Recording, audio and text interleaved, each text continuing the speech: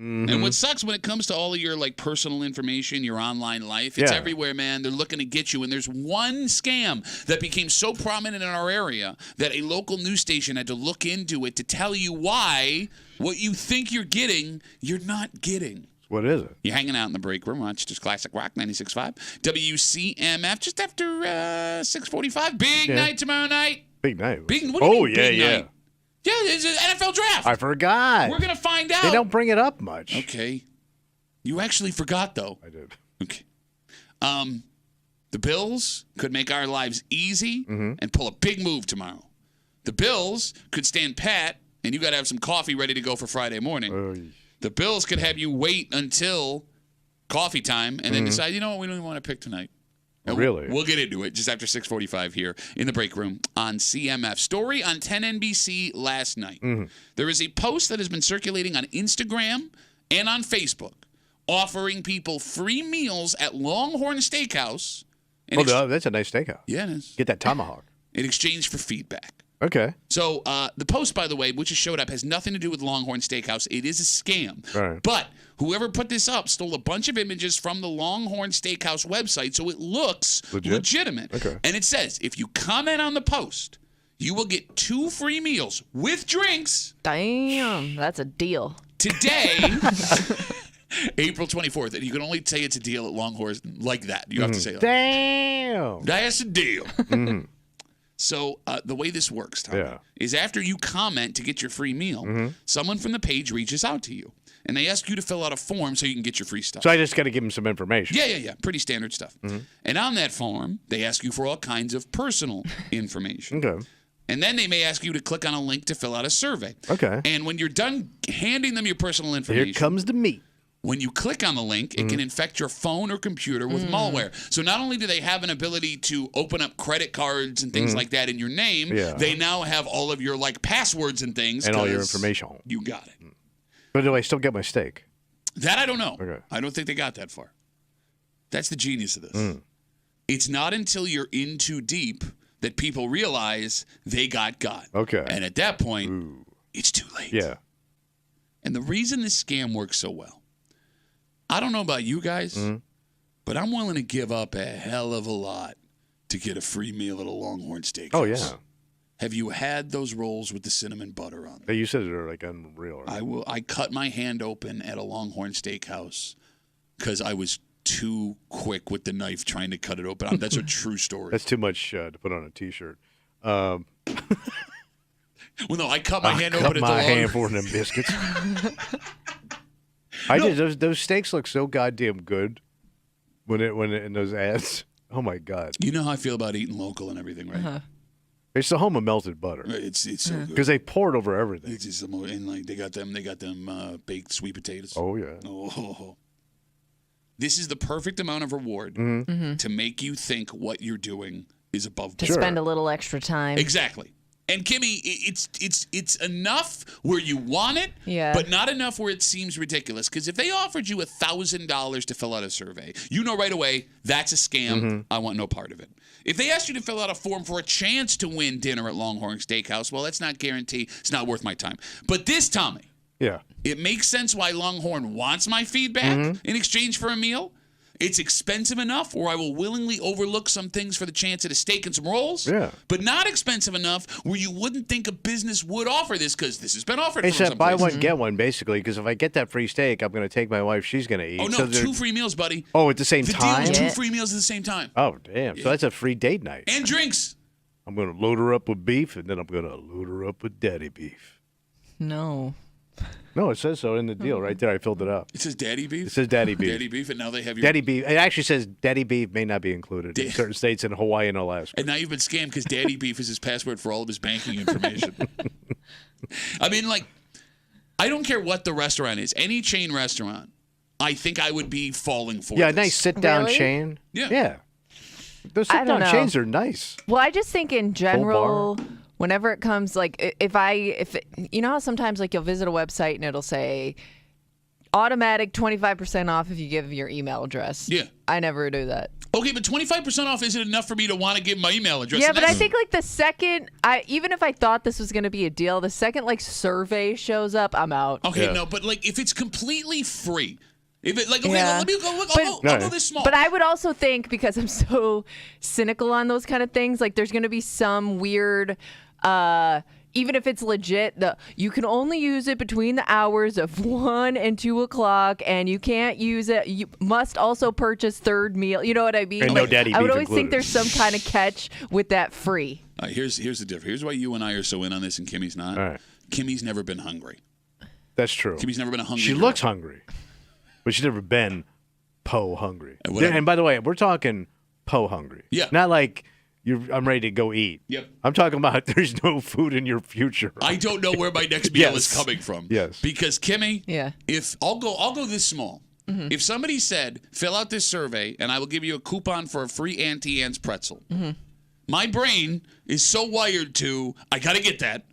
Even in the situation I am now where, look, man, I got the money to buy even 2 pretzels if I wanted them. I'm going for that pretzel. I want that free pretzel certificate. Bro, I was so and hungry on the road. How poor were you? I don't know what I would have done at a truck stop for a hot meal. Oh, he's got a hot meal for you. Oh, he does. And it's daddy beef.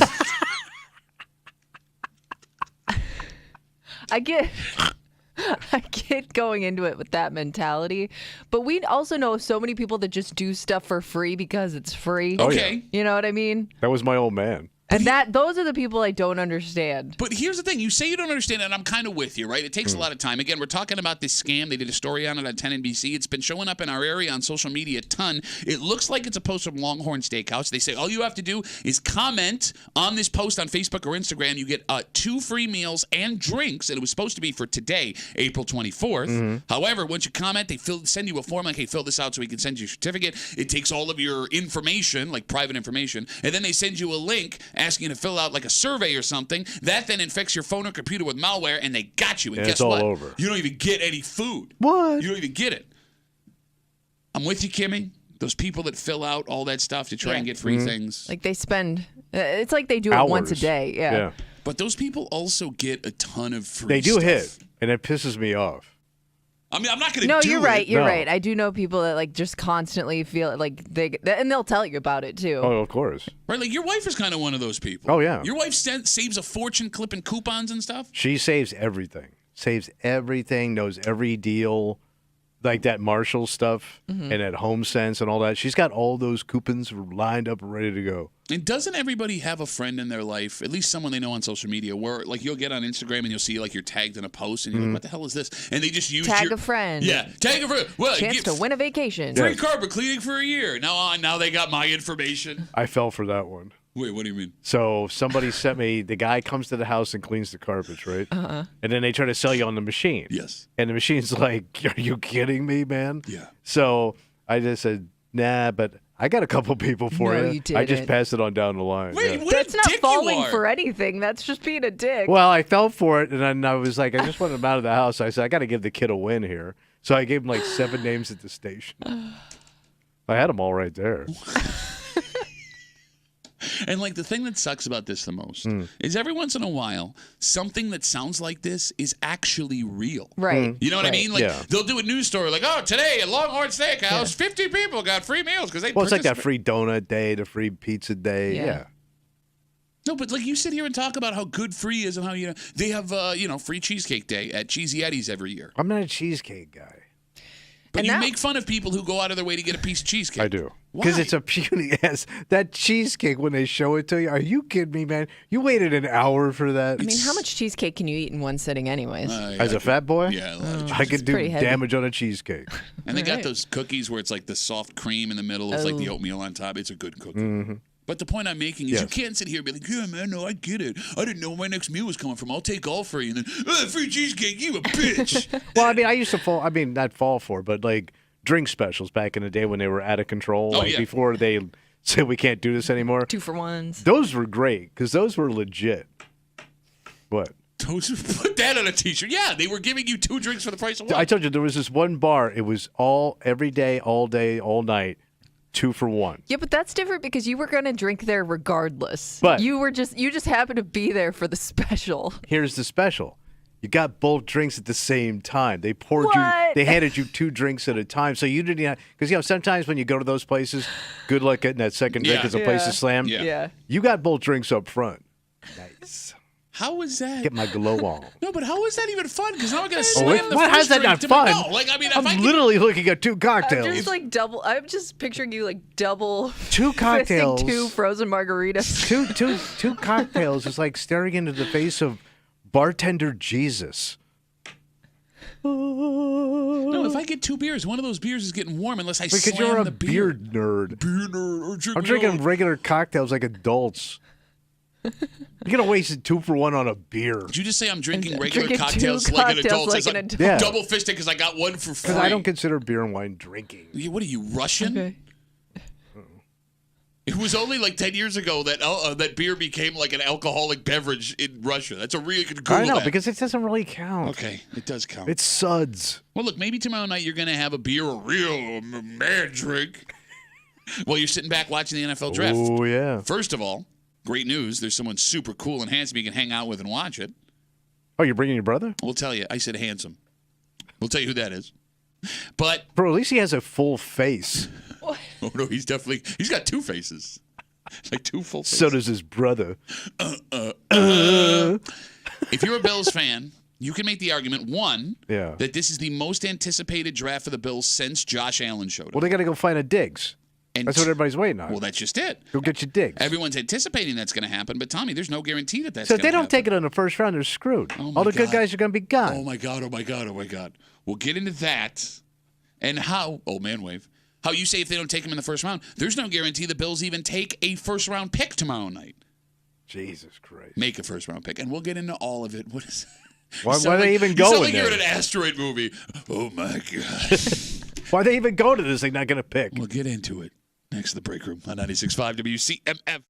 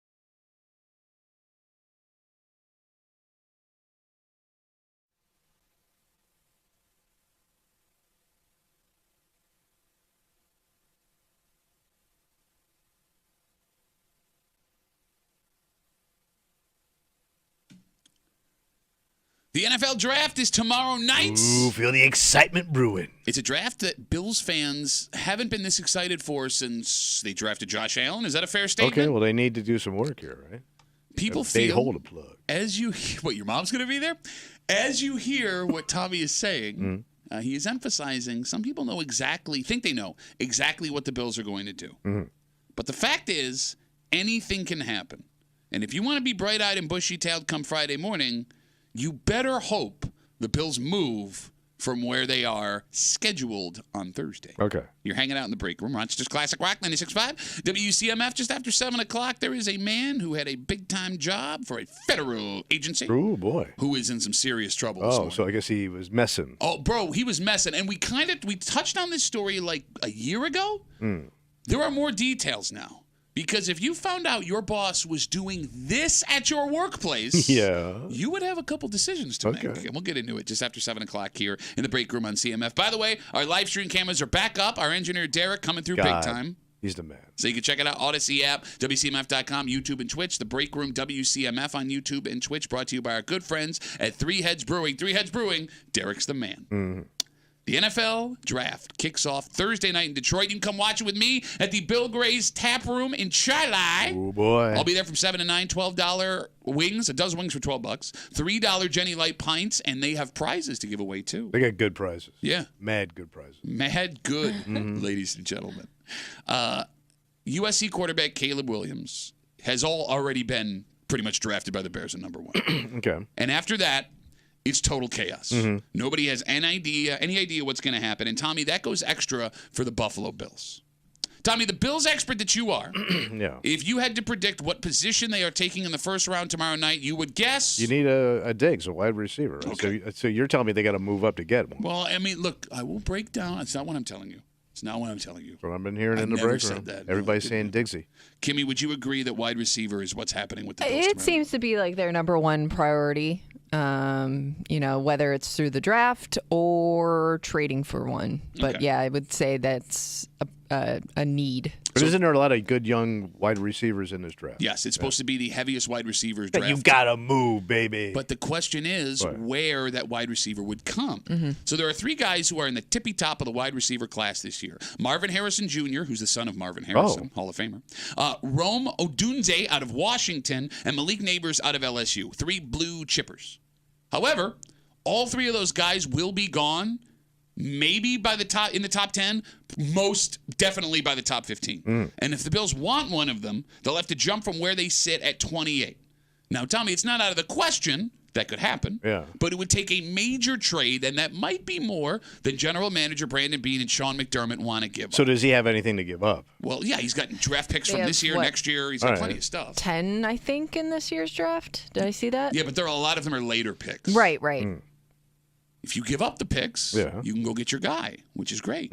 But that means you don't have cheaper talent later in this draft and next year when you're up against a cap because of Josh Allen. It's a risk, Tom. Okay. But you need to win. And that kid's a major weapon you just let go. Yeah, sure. Sounds to me like you have to take care of that. Don't worry about this other crap. Well, no, but The future. F the future. What? Future pigs. Go get this kid. Go get the kid. No, get but- Marvin Harris's kid. That would be your future if that's. That's your boy. Marvin Harrison guy. Jr. might be the 3rd overall pick, which would mean you would have to give up this year's first, next year's first, probably a second, maybe another first. Let's do it. Are you out of your mind? Oh, for God's sake. There's Who no are you going to get? guarantee. And Who are you what- going to get? What do you mean? 2 other players? Well, in the those 2 draft? are the top guys. You also have Who's the other. kid from LSU? Rome Odun. Oh, no, I I'm sorry. like that name. Malik Neighbors is from Boy, I like LSU. Malik. You were going to say I like him no matter what I Yeah, said. no. I like Southern ball, so LSU. You also have other needs. I mean, wide receiver is a priority, but there are also other holes to fill on this team that you're going to have to address. So put a pin in that because we'll come back around and we're talking about this draft. Tommy, it's a deep wide receiver class, too. There could be 6 wide receivers taken in the first round. And if that's the case, and the Bills like someone after those 3, A lower gem. they could jump anywhere between 10 and 25, which would be easier to do. There are also a handful of wide receivers that could be impact players that could fall to them at 28. Although if you're someone who values sleep, you are going to want to hope the Bills trade up. Because in the last 3 years, the 28th pick, which the Bills hold, has been made at 11:28 p.m., Jesus 11:14 p.m., and 11:40 I'm out. Yeah. All right. And by the way, it's not out of the question that the Bills could completely trade out of 28 and not make a first-round pick. And wait. Yeah. And you wouldn't really know that until you got to the 28th pick. Yeah. So Brandon Beane has never traded out of the first round. He normally trades up. However, he did say the other day that the Buffalo Bills don't have 28 players ranked as first-round players. So if they stay put and there's no player they think is worth a 1, the smart thing to do is get out. All right. You just have to hope you didn't stay up till midnight to watch what them. a flop-ola. Yeah. All right, so Kimmy, you brought up something else here because everyone thinks it's going to be a wide receiver. You got to replace Diggs in this draft tomorrow night at 8 o'clock on 3 different networks. But they have other holes to fill. Yeah. Or what? I mean, you let a lot of guys go this year. I mean, not even that I think you're going to, draft somebody that comes in and plays right away, but you could use the depth, put it that way. So you need a starting safety, one of them. All right. You need O-line help. You need an edge rusher, maybe a D tackle. And it feels like the Bills, if they go that way, Kimmy, in the first round, will create a Bills Mafia mutiny. Like if they pick somebody that... Well, I think that they've done this a couple times where, like, even their pick of Dalton Kincaid was kind of shocking to a lot of Bills fans because they were like, wait, another tight end? Like, what do you... I mean, it worked out pretty well so far, but I just think that, like, maybe we should be used to that as Bills fans, like, not being able to predict what Brandon Beane's going to do. That was really the first year where we weren't able to predict because we knew they were taking a quarterback with Josh. We knew they were taking a corner with Kaiir Elam. They always take a defensive end or a defensive tackle outside of that. Yeah, but it's never, like, the most flashy thing. You know what I mean? Okay. You're going to be upset tomorrow night. I want flash. I don't want to hear about this schlub over here and safety over here. Give me the mark. Give me the headline. No, but the headliners. That's all I care about, man. The headliner. This other stuff, figure it out. You're the coach. What does that even mean? Give me something to get excited about. I want the candy first. I don't care about the meal. I don't care how it's prepared. Give me the fun stuff. Okay, that's why I'm tuning in. I'm only watching one night. I ain't coming back for Friday night draft night. No, you're not. You ain't making it to 11:40. Most people ain't coming back for Friday night second round. Second, third round. It's Why not? You got nothing else to football do. leftovers. No, it's not the By second. the third day, you throw out leftovers. There are going to be starters all over the place in the second and third round. Your first. Look, man, I ain't deep. I'm shallow boy, and shallow boy wants him some Diggs action. Give it to me. I want to mark this right now. Okay. Because let's say the Bills go with a wide receiver, and they That's my money shot, baby. and they sacrifice the safety or the defensive end. Whatever else they need. And the defense performs terribly. The whole next year, They got a good defense. McDermott's supposed to be the defensive especially The defense is fine. No, it's not. They did You it with lost both third-round guys. You lost both your starting safeties. You Oh, lost they a whole weren't bunch even of- doing that well. The worst part would be if they pass on one of those guys and they end up being like a superstar somewhere Well, that else. always Because happens. everybody always loves to point out they could have taken that, but they went with that. and they've been disqualified. 252 WCMF 252-9263. NFL draft tomorrow night. It's at 8 o'clock. It's on 3 different networks at the same time. I'll be at the Bill Gray's Tap Room in Chi-Li starting at 7 if you want to come hang out with me there. Everyone assumes the Bills are going to take a wide receiver. There's a couple other ways they could go, and they could go up, they could go down, they could trade that pick for an actual player. Who the hell knows? Yeah. Brandon Beane's a gambler. Outside of what the Bills are going to do, the other great part of this NFL draft. What's that? The suits, baby. Oh, the suits are Oh, yeah, off the that's my charts. favorite part. Guys in their early 20s. Yeah. Wearing orange suits. Because you're going to get some wild ones. Oh, yeah. You're going to get some. They're all that you Kimmy. They're all wild. There is not a non-wild suit at the draft. And Well, hats. there's some that. And hats. Well, no, because they got to wear the hats. Well, no, but they take their They hat had off it, and then yeah. they put on I'm the trying other to think hat. of a hat that I. No, I've The seen fedoras hats. Have you are back, seen hat? baby. No, The I've not multicolored seen. fedoras You will are back. not You will see see. a fedora. Yeah, you I will. guarantee. That is my draft prediction. You will not see a 20-something-year-old kid in a fedora. I'm going to tell you right now. Not I'm gonna gonna tell happen. You, first round, you're going to see a fedora. If you don't see a fedora in the first round, Oh yeah. I'll tell you what I'll do. What are you gonna do? I will forfeit my next star on where they Shut want it. up, you idiot. don't even have We're a- not you pulling have stuff. My nothing next to- star, I will not accept. I will not accept. And I will not take your next star as your nominee. There won't be a first-round fedora. It's not Oh, gonna happen. yes. No, bro. Bro, those hats are back, man. All right, let me explain. You know I'm big into the hat game right now. Let me explain And I'm seeing hat. to listeners why Tommy wants a first-round fedora. For your entire life, you've hated hats. Yeah. You said you didn't look good in hats, but now you're losing so much hair that you have to wear a hat in the I got to summertime. cover it up. And you have been delicately shopping for a hat online for the I'm last looking at the fedoras. 2 months. Yeah. You want to see... It's off the charts, bro. It ain't your daddy's fedora. You want to see a fedora in the NFL draft because you want to buy yourself a fedora, and if you see a fedora... I'm in. But that's what I mean. It'll justify you looking Yes, like an idiot, yeah. but it's not going to happen because no 20-year-old kid is wearing a fedora. It doesn't happen. Name me the last 20-year-old you saw in a fedora. Sinatra.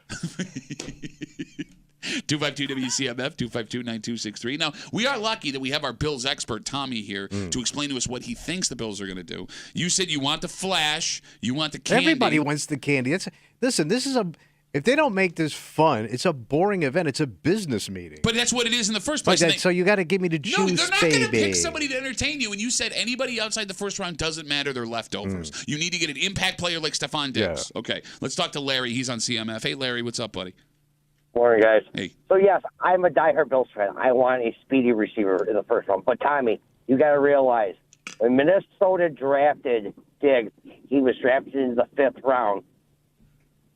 He was leftovers. Checkmate. He was leftovers, stupid. They got lucky. What happened? What about Marvin Harris? Marvin Harrison. He was first. Marvin Harris? I don't know about Marvin Harris. Oh, you mean that guy in the fedora that wasn't allowed at the draft because he looked like an idiot? The speeding fedora. Larry, on a scale of 1 to 10, how upset will you be as a Bills fan if they don't take a receiver in the first round tomorrow? I won't be disappointed. If they grab one in the 2nd or 3rd round and he's a good receiver, I'll be happy with that. All right, Larry's looking for good. Well, that's what you're going to do. You watch a TV You need show. somebody that's going to play in the first round. Yeah, see? I don't need no flashy first rounder, right? Bring up fedora one time. Larry, thanks for the call, buddy. Thank you, Have a good rest of the Larry. day. Larry doesn't like you. Nobody likes me. No, he made a good point. Yeah, He's it's a right. great point. Here we Great go. point. Oh, we need a first-round pick to replace a guy that was a sixth-round pick. Also, What?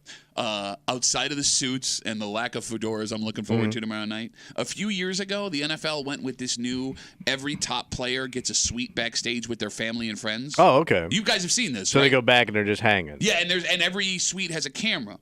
It makes for must-see TV because my new favorite part of the NFL draft is watching the family members, friends, and whoever the lady is in their life fight for camera time when they get picked because it is a strategic play to get as much FaceTime as possible when that pick is they're coming out of the back room there. Right. And how one little move can make these people go viral. Kimmy, who was the wide receiver a couple years ago? His girlfriend tried to look at his phone while he was talking to somebody I don't else, and he remember that. snatched it out of her hand. It was really? no. The thing that always happens every year, people getting creepy on the moms. You see that every year. Wow, that's his mom. Which is less of Is that his mom or his girlfriend? it's less of a statement on that guy, on the mom, and more of a statement on it's not the moms look young. You're now old enough where the moms look young to you. Yes. You know what I mean? But the moms also know they're going to be on camera. Here we go. Here comes that Yeah. guy. So all the goods are going to be on display. All the mama goods. Yeah, that's right. Should be wearing her fanciest fedora like everyone else is doing. Tommy, your boss is responsible for getting the best out of you. Yeah. Your boss is responsible for running an efficient workplace. Your boss is responsible for ensuring that everything doesn't go to hell. Yeah. And everyone has a job.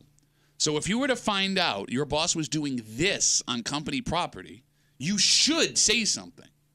Oh. So narc on the boss? Well, I mean, look, it's a literal definition of narc based on what this person was allegedly doing. And they're looking at some serious jail time. Now, we'll tell you the story of what went down in Greece. However, Kimmy, finding out that this was happening, or even this being offered to you by your boss, there isn't an easy road to go down. No. When it comes I don't know. Is this a trick? What am I supposed to say? We'll get into it next here in the break room on 96.5 WCMF.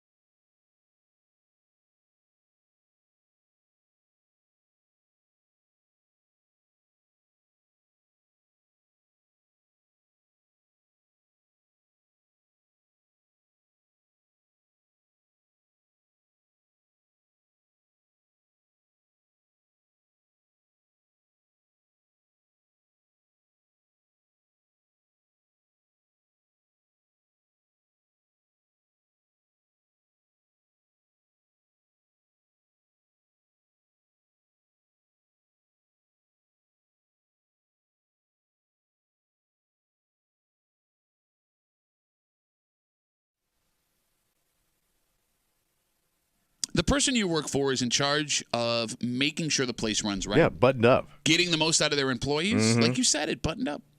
But not all bosses are the picture of professionalism. In fact, one man in our area, a man in charge, is now looking at serious jail time. Slipped up. And if you worked for him and found out about this, you'd have to say something, right, Kimmy? To who?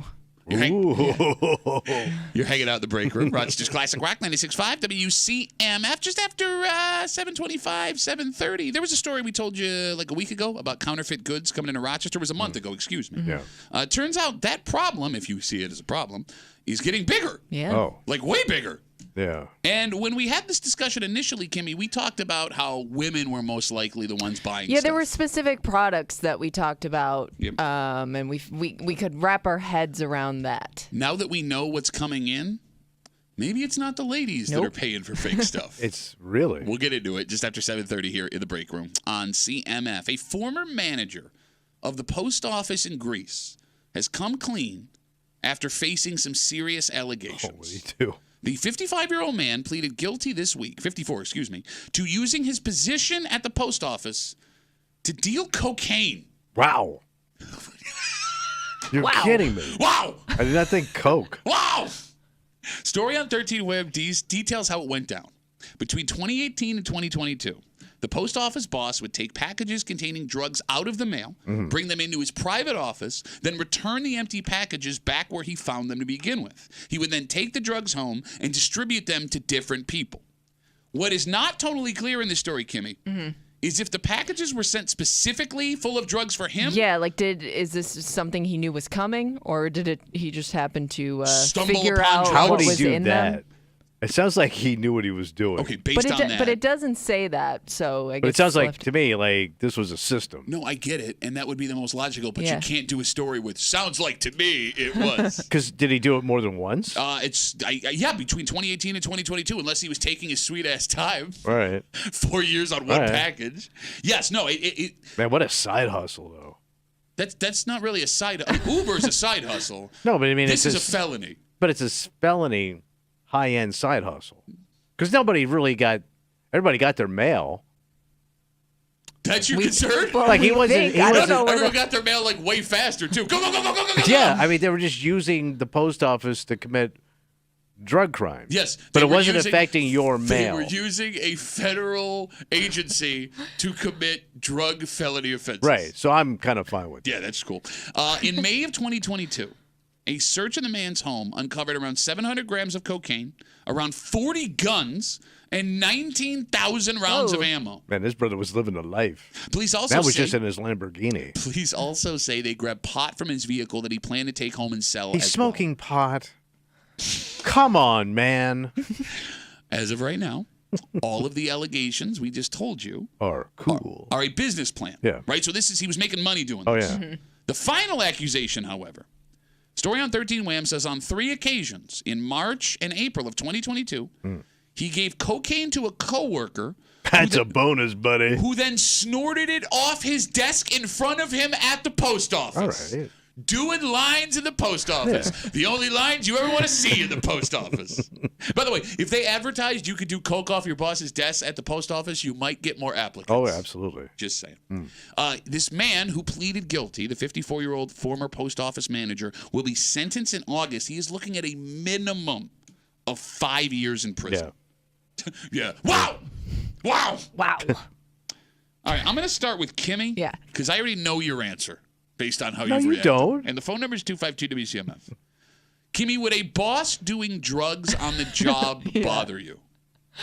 I think it would be one of those things where Ooh, I I'd smell be wiggle so room. no, I'd be so shocked that I would probably just pretend like I didn't see it. Okay. I don't know how long this person's been doing it. Okay. It is the boss.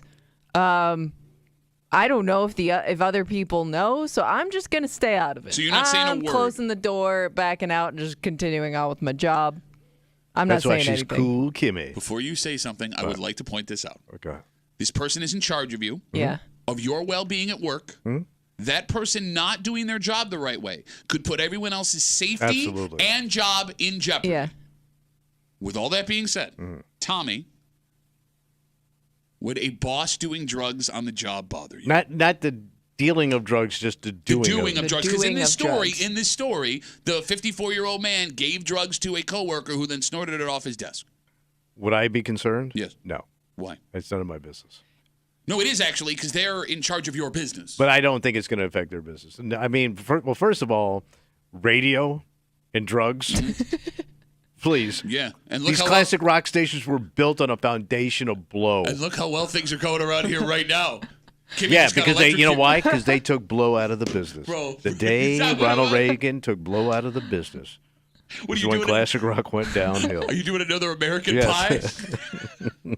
No, I would not be concerned, especially if they're doing coke. Okay. all If right. they're doing Well- coke or weed, first of all, you could do coke and do your job. Can I go just I mean, real quick? you don't know, I guess, if people you work with are doing it. If they're not doing it on the job. And I don't know how their day started, and I'm not going to judge them. Okay. And if Right? they're Everybody comes from a different place, and they got their own struggles. It And is if- weird how and you- if a couple of rails get you through the day, so be it. It is weird how you have judged bosses on pants they've worn and think they shouldn't be a manager because of that. Pants But are if did they're you worn. see those shoes? You though? represent They do not your match. shoes represent the company. If they're doing blow, you're fine with it. By the way, the second thing I want to bring up, and it happens all the time when we have discussions about drugs. Look, man, there are levels of drug. Right. Yeah. Right? I understand that someone seeing a boss smoking weed or taking a gummy wouldn't bother them. Right. It's weird how you lump together coke and weed. Those are not two drugs of the same coin. It goes weed, and then everything after that is like more I hardcore. put coke closer to the weed than you do. That's all. We're just Pat, we're just arguing inches of drugs. Nobody's ever overdosed on weed. Len bias. I think it would also make a difference how much you like that boss. Like if you are going about your day, this person seems to be managing things pretty well. Right. I'm probably not going to rock the boat. Like our boy Crowley. We love that guy. Yeah. And let's say he did a lot for the show, and I see him upstairs doing a line of coke. Yeah. I'm not saying anything, man. He's a good guy and he's a good boss, and he takes care of us. So let him do coke? What is this? The French Revolution? Let them do coke. Yes. Are you going to interrupt something that's working to your advantage, like a guy like Crowley? Yeah. Because you saw him doing a line of coke. But here's the thing. It's working for now, and that's what I'm getting I at. can't. Well- I can't see the future, brother. No, I know, because all the takes you have let me know you can't see the future. All right. 54-year-old post office manager. He came up on the show like a year ago when these allegations first showed up. He's accused of using the mail to distribute cocaine, but there's a new allegation as he pleaded guilty. So I guess not an allegation, new detail about the story, that he gave cocaine to a coworker while on the job in his office, who then snorted that cocaine off his desk. They say it happened 3 separate times over a matter of like a month and a half. The question is, would a boss doing drugs on the job bother you? I don't think we realize how much our managers, our bosses have control over our well-being. Sure. You don't eat without a job, Yeah. right? Yeah. And that person being under the influence while they're in charge of you could wreck what you and your coworkers are busting your ass for every day. And if they end up getting caught, the folks that don't work with you are going to assume you knew the whole time. Now you can assume all you want. Just makes out an ass out of you and me. I didn't see nothing. Oh, you didn't see nothing? Nothing. Says man who is celebrating boss doing cocaine. All right, let me ask you a question. Yeah, go ahead. When's the last time you did cocaine? Oh my God, I was a kid. Yeah? Yeah. 40s? Yeah. Kimmy, But I have was around a lot of coke for a long time. Kimmy, have you ever done coke? No. I've never done Scared coke. me. Same thing, scared. Oh, but because school scared you. No, It did. It did. Yes. I will fully admit that's what scared the crap out of Right. me as All a right, kid. so you go upstairs today, Yeah. right? You accidentally walk in on our boss doing a line off his desk. Oh, Tommy. Oh, hey, Tommy. Oh, you're cool. You're cool, right? You're cool. You cool? Cool, bro. You cool? All right, great. Listen. Cool as school, You brother. party, right? No, No. Tommy. Come here. Sit down. Sit down. Yeah, what do you Sit got? down. He lays out 2 lines. right. You're cool, right? You're cool, right? I mean, You cool? I think I could probably handle a line of coke at my age. You do it under peer pressure? I've done tons of stuff under peer pressure. You're in your 60s. You're going to die immediately. I'm not going to die a meal. I'm very healthy for my age. Bro, you don't eat cake because of how it's going to affect your health. Too much And sugar. You think you could do a line of coke? I think, first of all, I think it's good for your metabolism. It gets you going. Your heart would explode. It won't explode. I got a good heart. I got a decent heart. Yeah, no, you don't. Listen to the way you're talking. You wouldn't do it, and that's what I'm But saying. I would also narc on the guy. No, that guy would be nervous as hell. The second you saw him and wouldn't He do knows that I'm line. cool. No, thank you. No, oh, okay, yeah, no, I no, won't say anything. You're fired. When And am then I fired? if you get fired, No, I'm narking. Well, no one's going to believe you. Doper. No, it turns out he only fired me because I caught him doing coke. Okay, Tommy. Okay, stay with me, Tommy. Okay. I also have a fear of, because I would assume like a boss over a certain age doing this. This isn't their first time. Like they didn't just get into cocaine, Right. so maybe they just how they function throughout their day. If they took that away, I don't want to know how that affects how they do Company their job. can tank. Okay. I would also argue, though, Kimmy, to counter that, maybe it's time to remove the person who thinks doing cocaine in their office in the middle of the day it is a could good get idea. better or it could get worse. I don't know. The devil you know. No, but you're also devil assuming... you know's got some coke. No, but you set up this... That's a cool devil, man. devil Probably you got a fedora. How would he fit it with his horns? It says Satan on it. 252 WCMF. 252-9260. We were talking about this boss who used to run the post office in Greece. Nancy Reagan ruined y'all. Yeah, no, totally. Just saying now, even though I look like a blowhole. She weighed 90 pounds, soaking man. wet. That's at the running out. Done with her. What makes this specific story scary? Yeah. It's not just a boss doing drugs at work. It looks like they had an operation going on. And the guns and the ammunition also included in the story? Well, it's protection for it's business insurance. No, I hear you. You need 40 guns and 19,000 pieces of ammunition. What? What? Oh, it was cool. And you already stacked the deck in your argument because you named the best boss we've ever had. What if it's just a boss? There's a low-end boss. You catch a regular boss. You don't hate him. You don't love him. They're just scuzz a boss you've had in your life. Right. No loyalty to that person. Yeah. I'm not getting involved still, but for different reasons. Why? I don't want the responsibility of getting somebody fired. I don't want all that blowback. So I also am so lazy and I have such low morals, I'll let that slide too. But for two different reasons. Man, I don't get you, man. I do. It's called Don't Get Involved. 252 WCMF 252-9263. Folks have been waiting patiently. Let's talk to Billy, boss doing drugs on the job. Here Hey, Billy. come the lamos. What up, Billy? Yeah, this is pretty wild to think about because there's obviously a big drug ring going on in the post office. Well, I mean, if it's this guy doing it, After hours, outside the office. Well, no, it was actually in the office while it was happening. But business outside. I mean, I wouldn't call it a drug ring if it's one guy, but go on, Billy. I'm sorry. Well, I'm saying he was obviously getting drugs sent to him at his post office. Yeah. He was distributing. So that's kind of a drug ring. Well, no, like when I hear drug ring, I assume there's like 10 people involved. Like there's the Pittsburgh Well, connection that's there's talking to the not 10 Rochester. people involved. Well, so you're saying, Billy, that multiple post offices are involved in a drug ring that are distributing cocaine? Probably. That's what it sounds like to me. If this dude had over 900 grams of cocaine. 700. And Tommy. 700, whatever. That's actually 200 more grams. Tommy, you know when you say like probably and make a statement, because I know you think this guy sounds silly, that's what you sound like. What he sounds like now. That cool? All right, but Billy, that's not what we're talking about. Our question was, would you be bothered if you caught your boss doing drugs on the job? Nah, hell no. How do you come in with a cocaine ring issue? Big ring. That's wild, but I don't care if my boss does it. I pass it on over here, man. Let's get the job done. You're looking at mail all day. How old are you, Billy? 27. All right, what do? You don't have to tell us specifically, but what kind of job do you have?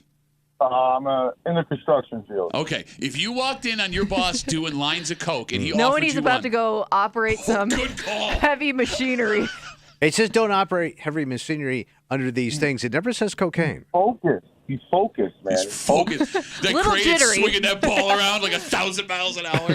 So you would do a line with him and go back to work, Billy? I never said that. What's wrong? You scared? Said that. Billy, I'm a defendant drug to a boss. What do you offers me Well, coke? if you die, you're not going to get insurance, so. If you die. Billy, great call, buddy. Great call. Thank you for the Have a call. good one. All right, there goes Billy. All right, let's just recap Billy's takes here. Came in hot. Billy, wildly concerned about a drug ring happening inside the U.S. Postal Service. However, if it happened in the place he worked, no, that's cool, man. I'll do coke. I don't care. 252 WCMF. Let's talk to Ben. Hey, Ben, what's up, buddy? Not much. How you guys doing? Good to hear from you, buddy. Yeah. So for me, it depends on the job that we're doing and what kind of drugs they're doing. For me, I deliver car parts, and I work at, a salvage yard. If my boss is doing coke at the yard, that's going to be a problem because Yard that's coke? pretty dangerous. Doing coke at the Okay, now yard. what's a job where you're okay with your boss doing coke, Ben? Retail. If we're doing retail and he's doing lines in his office, like, who's he gonna hurt? Like, nobody. Also, if he's wearing a fedora too and doing lines of coke, I don't care where we work. I'm calling the cops. If he's doing a fedora and doing lines of coke, it's 2001. That's what it is, Ben. Yes. So that's the problem. All right. Ben, great call, buddy. Thanks for the call. I appreciate it. All right. Have a good one, guys. There goes Ben. Ben agrees with you, by the way. Kind of. Well, yeah, if Ben's on the same side you are, He's half in. you might want to take a. All right. Yeah, we got Facebook messages coming in. You can always get us at WCMF or the Break Room Facebook page. This comes in from Sally. Oh, broads are always out on blow. Sally says, I don't understand Tommy. I listen to the show a lot. Sometimes he gets mad when people don't do their jobs the right way because this is how the world is supposed to work. But today he's arguing you should be able to do cocaine at your job, which is illegal and dangerous. Somebody tell me what's going on in this man's All head. right, here's my policy. Okay. Do your job and do your coke. I'm paying for your job, salary, and your cocaine. Bro, you sit here and you just want to sound cool, which fine. Like, I get. But I'm very comfortable around drugs. You're not because of how we were raised. No, We're different generations. I disagree. I think if you were walking upstairs and our boss right now had a baggie of Coke fall out of his pocket, you would come down freaking out. I would like a tell you schoolgirl. because it'd be so out of Oh character. my god! Oh my god! Oh my god! Oh my god! Oh my god! Oh my god! His fedora's falling off as he runs through the front door.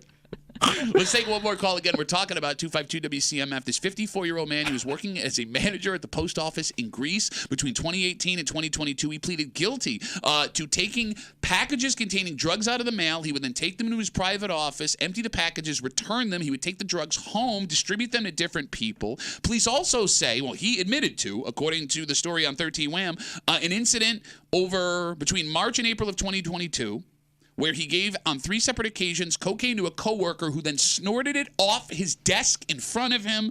A boss doing drugs in the office. Bubba's got the last word on CMF. Hey, Bubba, how are you, buddy? Yo, what's going on, guys? Yo.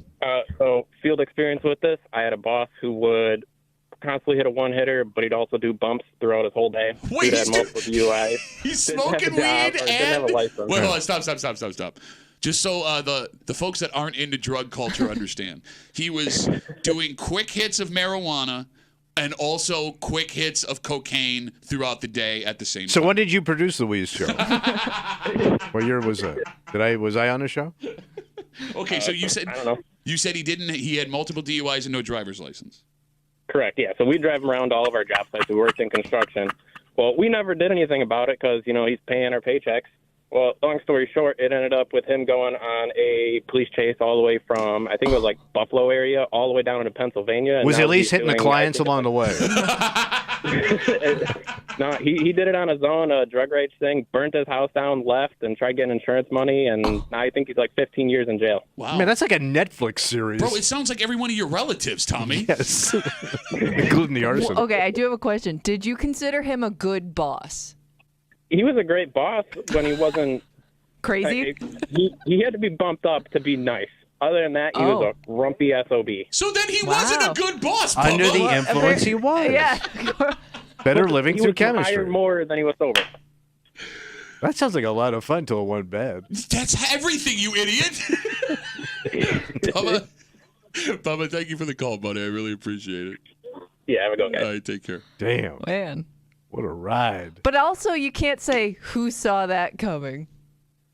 What? You can say, Well, you mean like everyone should have seen it coming? Yeah, Yes, I mean, your boss has made many bad choices in the past. So, I mean, while that's a wild story, okay, that guy, may make a little sense. Well, sometimes, people take it too far. Yeah, the drugs, like almost everybody. Just know how to work your throttle, man. You fun throttle. Yeah.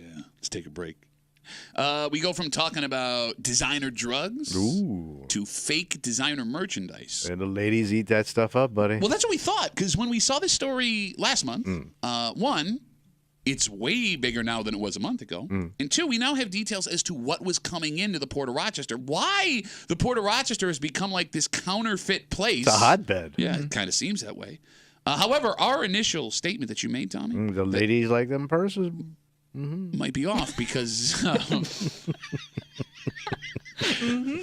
that we know the details of stuff that was coming in. Yeah. Dudes are into more counterfeit They're stuff. buying the Gucci. Yeah. And the Coach. Coach what? We'll get They into make it. man stuff? Shut up. They do, but that's not what's coming in. We'll get into the whole thing next here in the break room on CMF.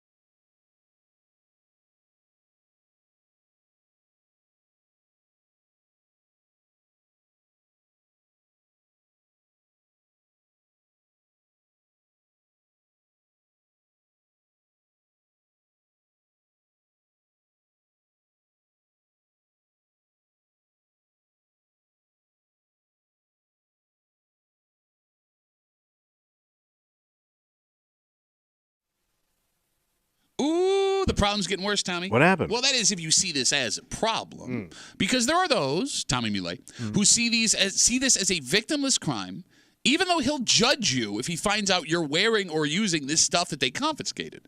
But now that we know what kind of stuff is being faked and shipped into Rochester, we may have been wrong about our take last month. Oh. Because it seems most of this stuff is aimed at guys. Really? You're hanging out in the break room. Rochester's Classic Rock 96.5. WCMF, the NFL draft is tomorrow night. Damn. And you can watch it with a super cool dude. Oh, where's Ryan going to be, brother? I will be hanging out at the Bill Gray's Tap Room in Chi-Li for the NFL draft tomorrow night from 7 to 9. They got a dozen wings for $12, $3 Jenny Light pints. They got prizes at the tap room to give away all night. And if you are like Tommy, wide receiver or bust for the Buffalo Bills, it's going to be an interesting couple of hours. So we'll see you tomorrow night, the Tap Room, Bill Gray's Tap Room in Chi-Li with your friends from CMF. Officials at the Port of Rochester say that counterfeit stuff coming into town is getting worse. And it's not high-end shoes and bags. I'll explain. Don't get ahead of me. Calm down. Last month, we told you that they seized shipments of around $100,000 in counterfeit merchandise. That sounded like a lot of money. Yeah. This past month, How much? they seized $400,000 worth of counterfeit stuff. Stepping up. Yeah. That means the economy's going good. Or it's bad because they're buying fake stuff instead of real stuff. Just be selling, baby. When we talked about this a few weeks ago, we assumed, because we didn't have a list of stuff that was coming in, that most of, if not all of the counterfeit goods were for the ladies. Yeah, ladies. Lady merch. Purses, shoes, things like that. Story on News 8 this time. What they grab? Well, it includes a bunch of pictures of what they've seized, and some of them are purses, ladies' Louis Vuitton like clothing. Yeah, some designer things. But most of the counterfeit goods are aimed at dudes. There are high-end sneakers that are definitely dude sneakers. Oh, I forgot about you sneaker boys. But no, I'm not even talking Nikes. I'm talking like Louis Vuitton, Coach, like men's shoes. Men's shoes. Those, like, what they call them, Gucci loafers that are for guys. Oh, yeah, I've seen those. Yeah. There were knockoff electronics like Apple AirPods. They had multiple watches that said Rolex and Patek Philippe, which are clearly aimed at men. And then they had sports clothing and sports cards. Cards? Cards, like trading cards. Oh. Yeah. It's at least. Man, it sounds like a nice setup for a guy's night out. Look at that. Got my Rolex on. Got my Gucci loafers. So I get trying to trick people with the Gucci loafers and, you know, the fake clothes, accessories. Yeah. But I would think that somebody that's really into like sports memorabilia you're not going to fool that person. Oh, I think the goal here, because like one of the things they showed was a Victor Wembanyama rookie card. He's that superstar rookie in the NBA right now. Plays for the Spurs. I don't think that's to have. I think that's to try and rip someone off with. Okay. All right. Okay. You're going to try and flip sense. it and sell it and make a bunch of money. But even still, somebody looking for that. Go ahead. But let's say if I bought that and I just want to hang it on my wall, and I'll say, yeah. I met the guy. Well, whatever it is. Okay, hold on. Let me get it now. Ding, ding, done. You got to look really close, guys. But you in your man cave, you probably display those cards. Don't you? I'm not really. I don't know. I mean, you wouldn't put them under like those little glass things. I don't know if no, it's something you necessarily show off. Like that Gump Worsley thing, like this that. This is a joke, man. I got this. No, but that's a joke to us. But they sell that to people for legit. So right now, sports cards, trading sports cards is like stocks, right? Yeah. There's a lot of money in it right now. I assume that if you're buying counterfeit sports cards, you're doing it to try and rip off someone who doesn't know. But I just thought like, hey, I met him at the airport. Like you could create this fake backstory to make yourself look like a big shot. Maybe you're right. Because all this stuff you're talking about is to make you look big money. Sure. High-end shoes, watches, you man flashing. So with this information we have now, does that mean guys are the ones spending all the money on counterfeit stuff? Well, you're into designer stuff, and you have designs that you love. As far as like name brand stuff that you're into. Well, like you love Lululemon. Oh yeah. So like you're gonna tell me Lululemon, you tell me like an outfit could go just a shirt, it could go for $100. I'm gonna say something. First of all, I buy it at the Lululemon outlet at the Niagara Falls outlet malls, which be right over the border. Check it out. Super discounted. I like Lululemon not because the label says Lululemon. In fact, I'm ashamed of that. You like the fit. The comfort. And the comfort. And I'm assuming if I buy it knockoff, it's not going to feel the same. I only want it because it's like wearing a cloud. Man. Like, for instance, And it's all Brian Gianz's fault, you son of a bitch. Well, my husband wears it because he's a sweaty guy, and he gets really self-conscious about showing sweat, and Lululemon helps with that. So I would assume, like, if he bought a knockoff, that it defeats the whole purpose of buying Lululemon in the first place. He'll be a sweaty lemon. Nobody wants that. Well, it would make more sense that men are buying counterfeit stuff more than ladies are. For example, Tommy, have you ever bought designer stuff for women that you've dated, been married to? Like real designer stuff? Yes. Okay. Purses, shoes, jewelry. Mm-hmm. Even me. In my most busted moments back in the day, I bought a Coach purse for a girl that I was dating that cost like $150. It was tiny, but it was just the fact that I was getting her a designer purse. Yeah, I had the name. Yeah, exactly. Kimmy. Yeah. What is the most expensive name brand thing you've ever bought for a guy you've been with? Bought for a guy? Mm-hmm. Ooh. Sneaker. It would probably be sneakers. So a $200 pair of sneakers? Yeah. Okay.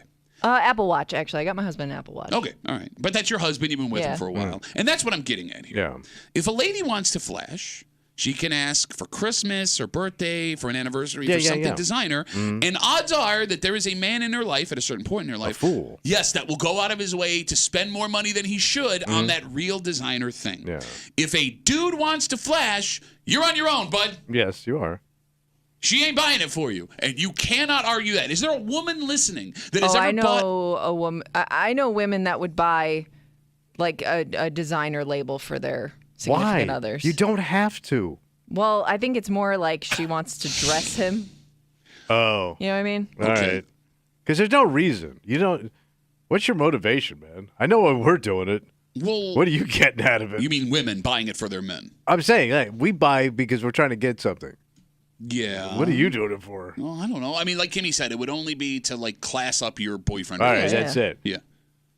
But I can't remember a woman in my life that has ever spent a fortune on an article of clothing or a piece of shoes for me, where I've done it to multiple women and I don't have the money to spend. You didn't have the money to spend. So if we look at it through that lens, yeah, I guess guys, if they want to flash and they don't have the money, would have to buy counterfeit stuff. You women are forcing us into this criminal activity. No, that's not what I'm saying. Kind of are. You're forcing us because we don't have the money. We've already spent all the money on you. You're saying if you wanted to buy yourself something nice, like the money's gone. You're looking for a deal? You got all the money. No, you're saying something different. I showered you with the money. I can't even get a sprinkle over here. Okay, so we brought up the watches, right? So there is, again, 252 WCMF. More counterfeit merchandise was caught coming into Rochester by the Border Patrol. A month ago when they found stuff, it was $100,000 worth of stuff. This month it's $400,000, but they show pictures of the stuff that they confiscated, and most of it is angled towards men. So let's talk about a Rolex or a Patek Philippe watch. They're men's watches. One watch or three? Patek Philippe, if I'm not mistaken, is the oldest watchmaker in the world. Damn, like they started freaking time? Yeah. There was no time until Philippe, what time is it? I'll get on that. What's a new Rolex cost? $12,000 if you can get one? $12,000 for a freaking watch? I'm asking. I thought they were like $5,000. No, like the used ones I think are $5,000. I'm talking $100,000. No. $500? No. You're saying that $12,000 No, a fake Rolex will cost you $500. I'm not making that up. A legit Rolex can cost you $12,000. No, I think. Why would you buy a fake for $500? Because the real one's $12,000. Yeah, no, I'm exactly. saying like why buy one at all if you're if you're going to spend that much on a fake? But why spend $200 on a fake purse? Which women's do. Women's. Oh, no. The women's, the ladies. No, you wouldn't spend $200 on a fake purse. Kimmy, can you Google what a new Rolex cost you? Like a 2024 brand new Rolex? Because I know that you have to know somebody to even have a chance to purchase one. Which is amazing because they advertise all over sports. Yeah, they do. They have a lot of sponsorships. They make it look like Timex. What do you want from me, man? Okay. And that was a good watch, a quality watch by John Cameron Swayze. The cheapest one that popped up, just at a quick Google search, is almost $9,000. And that's brand new? Yeah. Okay. So I'm not going to spend $9,000 on a watch. Right. And my girlfriend is not going to buy me a $9,000 watch. My wife is not going to buy me a $9,000 watch. So if I want that Rolex, this is the only way I'm going to be able to do it. And that's the way you should go, man. Go to deep, dark watch. So here's what's funny about that. Right. Look, I don't have a moral... What's the word I'm looking dilemma. for? Yeah. I don't look at this as like an unethical thing to do. I'm with you, right? Like, who are you hurting? You made the point before that the guy who buys the fake Rolex isn't going to buy a real Rolex. Rolex is never getting my money. Yeah. I ain't got $10,000 for you, bro. Exactly. So it's not like Rolex is being hurt by this. Right. And you're arguing why you should do this. What's weird to me is if you were to find out that a guy that we know works here was wearing a fake Rolex, you would kill that guy till the end of time. The only way I would do that Bless you. is if he was trying to pull it off. Like if somebody comes up to me and shows it to me and goes, "Yeah, I got it," it's a fake. I'm cool. But if you're trying to flash fake, like play it off as real and try to be big time, they're all gonna do that. Nobody's gonna say, "Hey, check out my fake I know watch." I know guys that brag that they get fake watches. Fake? Really? Oh, yeah. Why would you buy a watch? I know. I thought like the whole say point it's fake? It's just how they are, man. No, but that doesn't make that's not logical. What you're describing, like, why would I pay for a Rolex to look big money and then tell you it's a fake Rolex? Because I'm basically saying, man, I beat the system. I'm not buying a Rolex. I put a fake one, and people don't know the difference. Okay, but now you do because I told you. Well, they don't tell everybody. Oh, okay. So only just cool the guy guys with the like biggest mouth. that are in seriously, on. you idiot. And even if he told you, he would still come in and be, thinks he's big money. Like, can't even afford a real Rolex, man. All right, so I would light them up. So what? Okay, but that's what's weird. Is like you have no opposition to this at all. Yet guys who do this, you make fun of mercilessly. Well, why would I let that go? I mean, why would I deny myself the fun of mocking and ruining somebody's day? Why would I deny myself that? I didn't think about it that way. There's me here too. I got feelings. Sure. And my feelings are real. So as we look through the counterfeit merchandise, like most of this stuff is harmless. I guess you can make an It's argument. all harmless. Well, no, the sports card stuff is rough because you could be ripping off people that don't know, that are spending hundreds of dollars on something that's not worth anything. Okay. The clothing stuff is absolutely harmless because if you're buying it for yourself or somebody else is buying it knowing it's counterfeit, no big deal. There was one thing that showed up in this story that was wildly alarming being sold as counterfeit. Wow. They were selling counterfeit racing steering wheels. Oh, I didn't even see that one. Oh. I swear to God, you can look at the story on What is a News 8's racing website. steering wheel? So it's smaller. It's Yeah. No, right? so this was a regular size steering wheel, but it had the buttons to shift gears Oh, on the the top. flippers on Yes. top. Okay. One of them had a Ferrari logo. Oh. the pretty other, cool. It's your top car. The other had a logo I didn't recognize, but feels like that's a piece of your car that you'd want to make sure is of the highest quality. But if you're stupid enough to buy one, I was gonna say. that's on you, man. Also, why as long would as you don't hit me. Why do you need a Ferrari steering wheel if you don't drive a Ferrari? Like, it doesn't make sense to have the name Ferrari in a Jetta. We work with a guy who is wearing a pair of Mercedes sneakers, and he will get in a Honda Civic and drive home today. There are guys that'll put that stuff on other cars. And that's so weird because I know you don't drive one. Yeah, but I mean, wearing a fake... So you're afraid it might come off. Well, Or I'm just like, pop off. why is, Well, look, It'd be like that Three Stooges. Hey, knucklehead, let me drive. Okay. Yeah, hand him. Hey, Ferrari. You got the pop-off problem. Also, if it's got buttons that are going to be attached to the car, I mean, if this Oh, ain't... it's not shifting right. Yeah, right? Like, that's a problem, man. All right. And even if it doesn't have the logo on it, if it's attached to another vehicle, like, there's still a big racing type of vehicle culture here in this town. We see it every summer at the Walmart parking lot around the way, right? Like, that seems kind of dangerous to me. A little bit. All right. Right, a little bit. That's not so much a victimless crime anymore. All right. That's a bad one. Okay. All right. Good. I'm glad we could all be there. But, I mean, you would think the most common counterfeit thing for men would have to be the watch, right? The watches. I always do like those golf clubs. There was knockoff golf clubs. Why would stuff you like want to that. buy knockoff golf clubs? So I guess golf clubs are pretty expensive. You can get them on a cheap. Like if a really set of I think McGregor's the big one. I thought TaylorMade was. TaylorMade. Okay. So I remember you could spend thousands of dollars on those clubs, and I knew Spend thousands of dollars. Thousands of dollars. Would you get it from Italy? Is that where they were knocked off? Yeah. Thousands of dollars. Think of it. But I think you could buy Chinese knockoff, man, for like $500-600. I would also worry, if I buy knockoff golf clubs that have a name brand, the head's coming off as soon as I swing it. So your mother wasn't there, so everybody's head was fine. So they did an experiment. I think it was on 60 Minutes, where they took two sets of clubs and a pro. They didn't tell him which was which. Okay. And he couldn't tell the difference. Now, maybe as you use them, they start wearing out quicker. I don't know how a golf club wears out, but then the head goes flying up. But in the beginning, that pro couldn't tell the difference. There was also another strange one on there, too, that I guess I couldn't wrap my head around. That was the Apple AirPods. Oh, the AirPods, yeah. Why? You can buy cheap headphones that look like Apple AirPods. Why do you need the counterfeit ones? That also might be somebody buying stuff to try and flip them as real and rip somebody okay. off. All right. Because I was going to say, I mean, you're going to know the quality. That I would assume that's something you're buying for the quality, not so much the name. Yeah, I get what you're saying. I agree with you there. So maybe that's another we're going to try. Because, like, there's nowhere you can retail buy Gucci stuff in Rochester, right? No, there's no Gucci store. Is Yeah. there? I don't know. I've never seen is there a Gucci store? Unless Or maybe there's like they a sell second, it inside yeah. like a department store like Bonton. Or not Bonton, what's that? Von Mauer? Von Mauer? Yeah, I I'm don't not know. sure. Von Mauer's son? But Von Mauer's son, which is that was the sequel to the Karate Kid, right? But like Von Mauer's not going to buy counterfeit Gucci merchandise. So anything I buy in the secondary market in Rochester that says Gucci, I know it's fake. Yeah. Right? I'm not going to get ripped off. Same with the Rolex. I don't think there's a retail Rolex dealer in Rochester. I thought it was Mans. So it was. I don't think they do it anymore. Oh. So then there's none. Yeah, so I'm saying, like, I can't buy a Right. Rolex in Yeah, you Rochester, can't so get I your know hands if I'm on it, getting it yeah. from some guy, like, I know it's fake, right? It's that kind of stuff that you just brought up, Kimmy, like the AirPods. That's the stuff that makes this a problem. Yes. So. All right. You're still fine with it, though. Buyer beware. We were talking about how dangerous it would be to have a knockoff steering wheel attached to your car. But even if you have a tip-top car, no problems with it at all. It can still be dangerous based on what you're doing behind the wheel. Oh. And it is, I don't know if you know this, it's Distracted Drivers Awareness Month. I did not know that. Yeah, well, it is. And because of that, experts have gotten I'll together. look that up on my way home. Experts have gotten together to let us know the most dangerous things you can do while driving. I think doing this again, man. Well, you would think number one would be what? The phone. Yeah. Yeah, You're wrong. distractions. What do they got now? We'll get into it next here in the break room on CMF.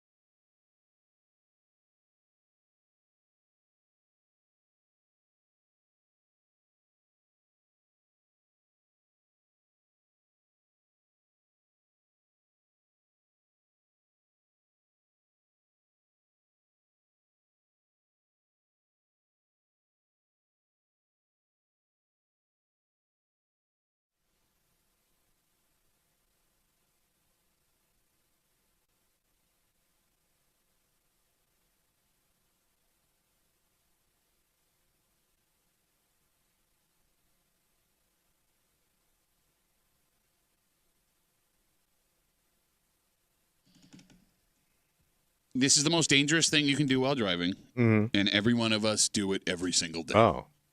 Like probably most of the time we're driving. Most of the time?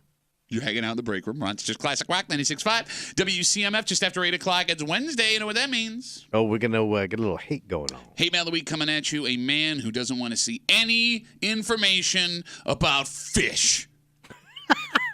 No negative fish comments? Just after 8 o'clock here in the break room on CMF. So it is Distracted Drivers Awareness Month. Yeah. Make sure you get your parties planned. And because of that, some folks got together, experts on driving and safety and all that stuff, and they listed the biggest distractions most likely to cause a crash in your car. So if I were to ask you guys what you think the number one distraction to cause an accident in your car would be, you would say... The phone. Okay, phone, right? That's the one they push all the time. Yeah. I would say the phone for multiple reasons. Whether you're calling somebody, texting somebody, messing with your, apps or music, whatever. It can wait. Yep. Well, you're wrong. It's not the phone. What's it? The number one most dangerous thing we do while driving is daydreaming. Oh. But how do you can't stop that? Well, you can. Just No, focus, you can't. idiot. Stop being such an ADD weirdo and focus on driving. But even things you see along the way will make you daydream, right? Yeah. Or like your mind starts to wander. It's almost hypnotic when you drive. Something you forgot. I can't control my brain, man. What am I supposed to do? It's my brain. It's daydreaming for a reason. It means your mind is taken over. To your point, though, there have been times where I'm so deep in thought that I like, let's say I meant to stop at the grocery store, but now I'm all like in my driveway. Like, wait, I didn't mean to get here. Like, this was not my destination for today. Yeah. But you were making the turns. You were aware of what was around you because you didn't crash. But I was on autopilot. It's amazing how like that just completely takes over. And maybe you didn't crash because you just got lucky that day. Because she's right. Like, there were times where it's like, wait a minute, why am I here now? Yeah. Yeah, but you remember when we drove long distances? Yeah. There were stretches where you were just mindlessly, your mind was just, but you were aware of like sounds and light and everything that were around you because you didn't you didn't veer off. Like if you fell asleep, right? Yeah. You just veer off the road. No, I understand. Because I fell asleep twice on the road, like legitimate. Like while you were driving. Oh, yeah. And it scared the hell out of me. But I never like snapped out of a daydream and go, oh my God. I love how you're arguing that actually sleeping is more dangerous than daydreaming. Yeah. And nobody's going to argue with you on that. And if we're all doing it, it probably isn't all that dangerous. What are you talking? There's accidents every day. No, but you would see like if we were all doing it, it was dangerous. Like if everybody was drunk on the road, you would see massive pileups. Again. But you don't. I don't. Your logic's a little bit flawed there. Not really. Because like, you got to do a deep dive. If there were no car accidents, I would listen to that argument. If we had a detailed list of every little fender bender to big accident that happened every single day, we could check the data. But we don't have that. You're just going on that based on I haven't been in an accident in a long time, so it's probably fine. And I daydream. I mean, have you ever daydreamed to the point where if you're going somewhere, you're like, wait, did I pass that exit already? Oh, sure. Like, I don't even know for a little while where exactly I am and if I have to turn around. It's like when you get in a car and you end up, like, you're going someplace, you start going to work in the morning. Yeah. Like, your mind's in a work zone, so you just, like, you're going over here and you just start going to work and you got to turn around. But I could see how that would be dangerous because all of a sudden you may have to make, like, a split-second turnaround or, oh, shoot, I have to turn here. I have to get back on the other way. I have done on a couple of occasions where I'll just be daydreaming zoned out while I'm driving. Yeah. I will drive through an intersection. I will not be totally sure if that light was green, and I will look in the rear view to see if the car behind me is going to continue to go. And they've never stopped. So far, I have not had one where I blew a red light, but I will panic like, okay, we're good. All right, we're fine. But isn't daydreaming part of, like, what makes your mind, like, check out for a few minutes so you can relax? Man. Well, you're arguing we should daydream while driving to relax. Yes. Okay. Maybe you shouldn't be so relaxed while you're driving your car? Well, you don't want to be tense either. Yeah, no, you should be really laid back with that 2-ton hunk of metal that's going at 70 miles an hour. Now, chill out, man. I hear they let F1 fighter pilots sleep while working, though. They do? Yeah. Well, they got autopilot. It's totally fine. It's probably safer for them. I mean, if they're not shooting the bullets right now, they could probably just put it on auto and kick back. Shooting the bullets. With it being Distracted Drivers Awareness Month, it turns out that daydreaming, not your cell phone, is the most dangerous distraction in your car. Cell phones did come in second. Tommy, for some reason, is arguing that daydreaming is not dangerous in your car, despite the fact that he's the one with the longest rap sheet of accidents in his car. Well, I've also been driving the longest, so that's not fair. Most recent accident, Kimmy. Me? Yeah. Exactly. Most recent accident, me I having... almost I don't think hit I've a ever- pickup yesterday. Wait, I was going to say you back it into the retaining wall. Oh, man, I almost nailed this guy. I almost T-boned a guy coming out of the garage. Wait, I was just coming out of the garage. I was looking one way, and I didn't look the other way. And, like, this gorgeous, brand-new, decked-out country Cadillac is, How do like, you say right in that? front of me, and I locked it up. He went by, but if I didn't catch it last minute, I was hitting his side door. You could have lied. Yeah, like I Just just... said, no, I haven't had anything in a while. But I wasn't daydreaming. I was looking the wrong way. Doesn't I don't count. know if that makes it better. I just was doing Like, the here's wrong the thing. Nobody ever comes from my other way when I pull out. Except that time. It's so rare, man. And what's he doing over here anyway? There's nothing to do over here in your pickup truck. What are you doing over here? I'm working over here. Nothing to do over here. Professional broadcaster over here. Professional broadcaster who's daydreaming and almost T-boned a pickup truck. All right, so quit daydreaming out there. I'm going to knock it up. I love daydreaming, though. I know, because it's the only place where you're successful. Isn't that all of us, though? Wouldn't you want to live there? Yeah, no, I would. I just, drive your car. Drive your car. All right. Be safe. Pay attention. It's Wednesday, it's 8 o'clock. You know what that means? Pay attention. No, it's hate time. Yes. Hate mail of the week. All we did was pass along some information that the state put out. And what was weird about this to us is that anybody still did this with fish that were coming out of lakes. I can't believe somebody wrote a letter about fish. He's hot. And this wasn't the only reaction we got. Hot fish going through. By the way, even when we had this initial discussion, there were people like calling us not happy about it. Like we made the rules. But this man who does not want to be told what to do, it sounds like he might even have a conspiracy theory. Oh. And we'll get into it just after 8 o'clock here in the break room on CMF.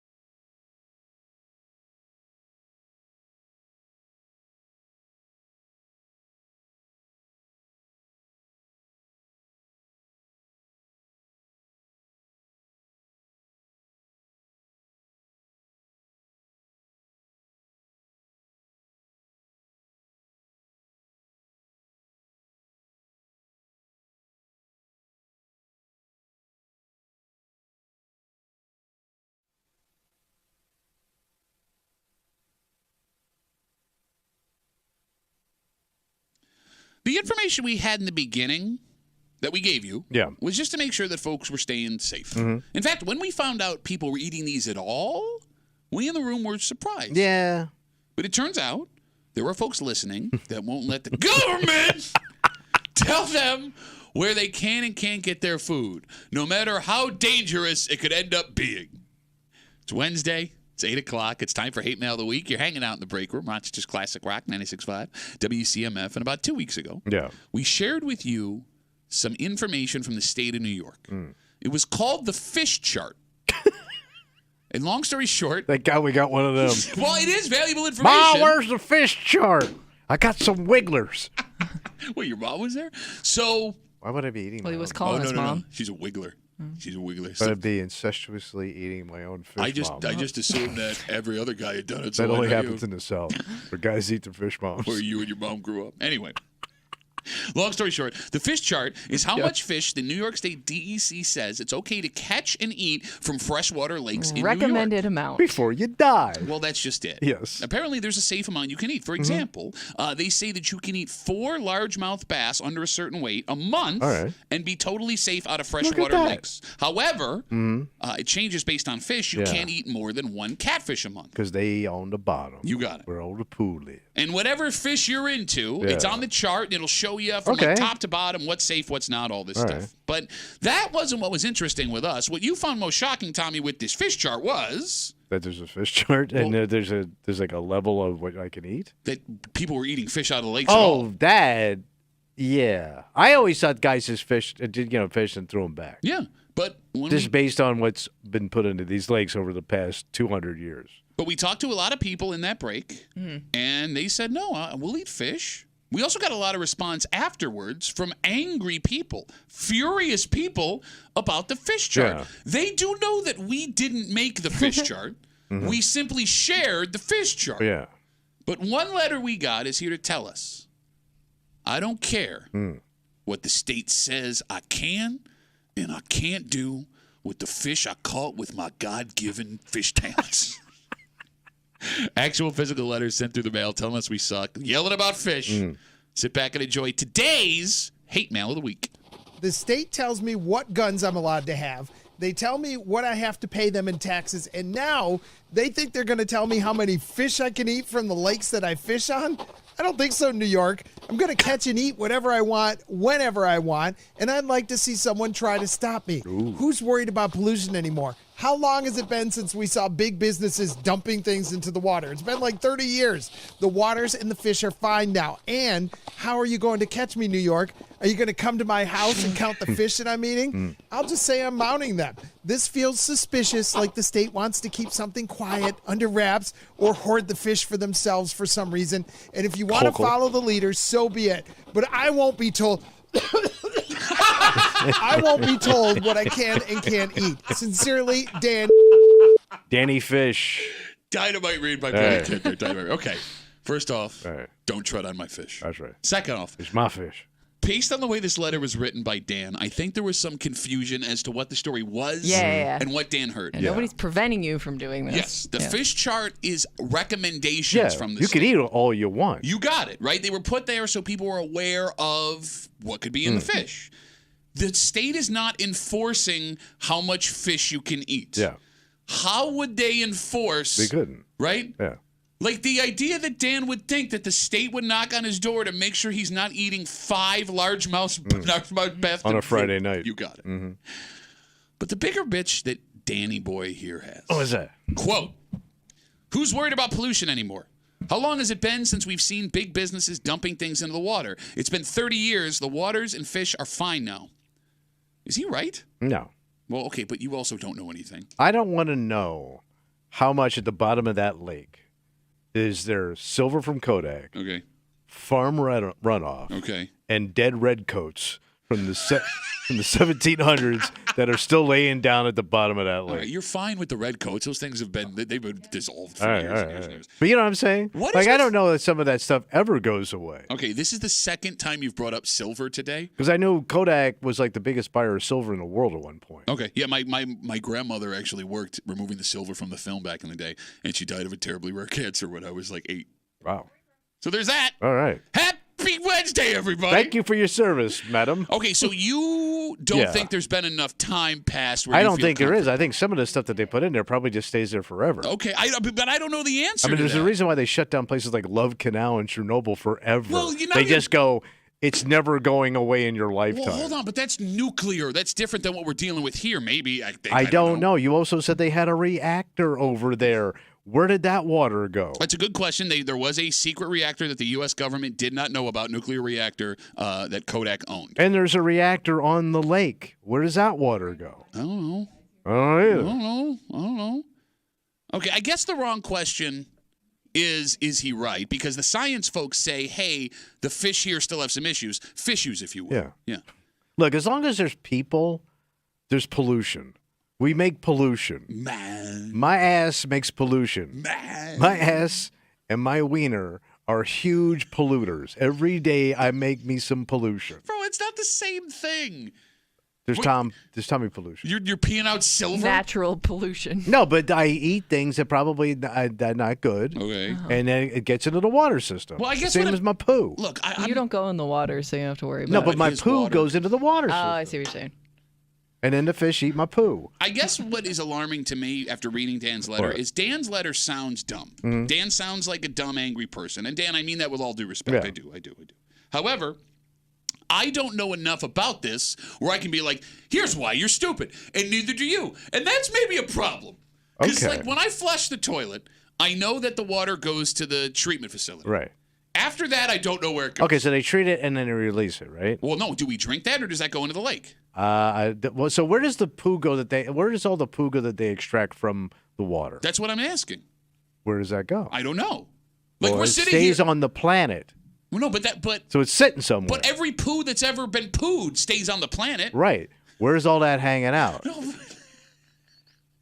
What I'm saying is, I'm not trying to figure out where it goes. The point I'm making is we're like here, like, but we can't be like, well, this is what happens, and like, that's probably not a good thing. All right. Right? Like that we don't know how all of this works. Okay. Because like there are people who are now totally cool with jumping in the lake, taking swings, eating whatever they pull out of the lake, and there was a long time where that was not a good idea in any way. Right. And I guess it's not so much about what is and isn't true. This letter illustrates, and the other reaction we got from this fish chart is how comfortable people feel about being in, around, eating stuff out of the water. And for some reason, Dan feels super comfortable eating all the fish he can. Yes. And we had folks call up when we first had this discussion who said they catch and they eat way more than the recommended amount. And they're fine. And they weren't worried at all, and they called us bitches. Yeah, we haven't heard from them in a while. Where does that idea come from? Why are you and I looking at this and go, oh, yeah, of course, I'm going to listen to this idea. But then folks who live around the lake and fish and swim and have all this experience. Because they want to have fun. Is that it? Yeah, and it's their hobby, so they kind of ignore it. But eating 10 crappies a month is fun? Maybe it is to them because they caught them. They get a sense of satisfaction. They caught and they ate it. By the way, I'm talking about the fish, not what you're dropping at the water treatment facility.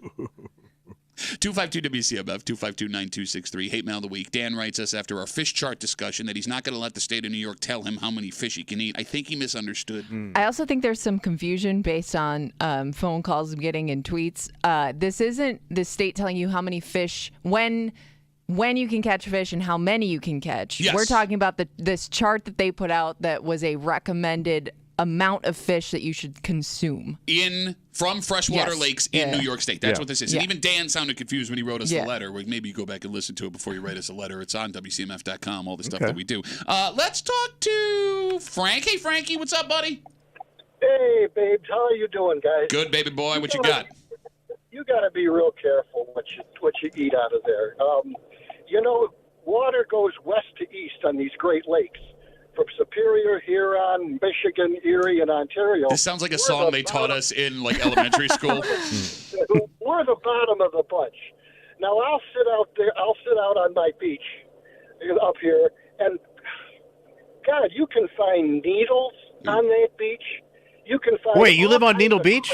I didn't know Bass had a heroin problem. Yeah, it's going around, bro. You just got to be real careful. You can swim and everything else, but you got to be real careful. So you're saying basically this lake of ours is the last lake, so we're like the butt of the lakes.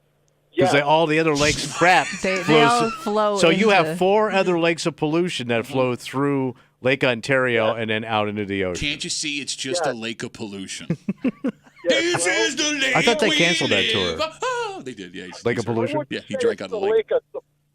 Pollution totally. But All right, that makes sense, though. You see, I sit out and watch these tankers go by, Yeah. and who knows what they're letting out into the water.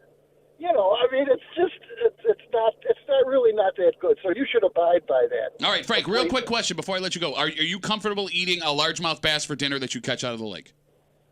No. Okay, No. Frank's out. And he's a stoner that's got the 24-hour munchies. Frank?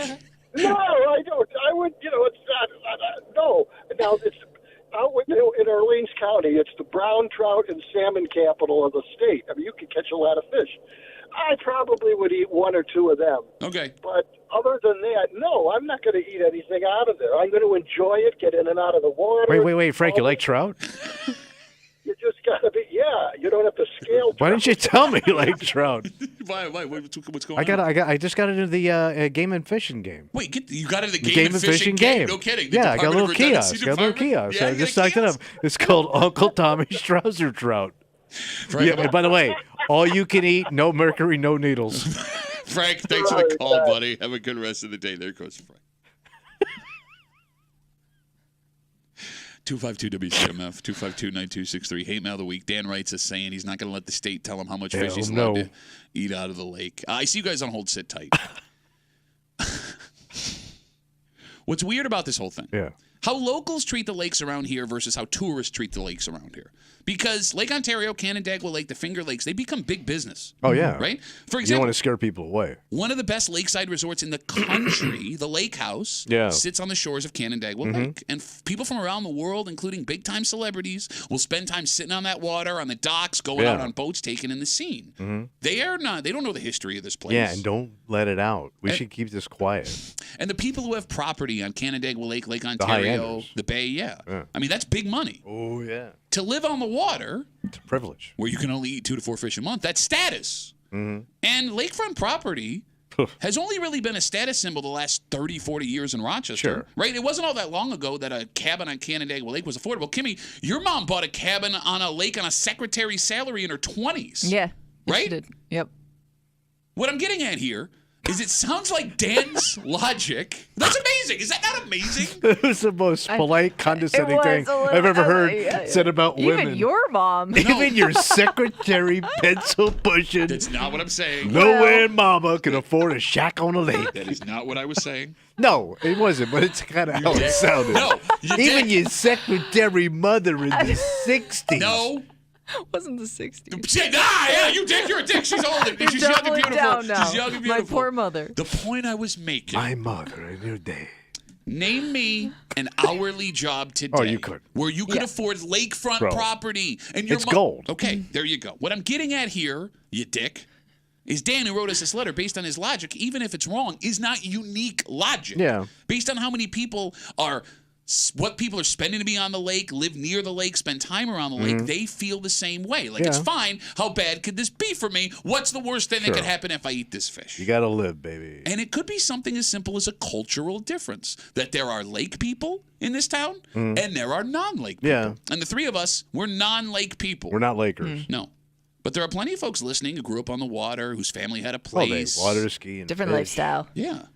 And when you've been fishing and eating your whole life, when you spend so much time on the water, you feel like it's yours. Maybe those people get offended by warnings like this, right? How dare you talk Well, you're about my calling their lake? water dirty. But it's not their water. No, but they kind of think it's their water. If you have a place on the water, that's your lake. Yeah. Yeah. And you call them a dirty water lake. I mean, look, as illogical as this letter is and all the other response we got of people being mad at this fish chart, I guess I kind of understand it, right? Yeah. It is just, it's a little bit weird when something gets put out to try and make sure people stay safe. But instead of going Giving like, you a heads up. yeah, oh, you take it as like you slapped your baby. Because nobody wants a finger in their face and to be told no.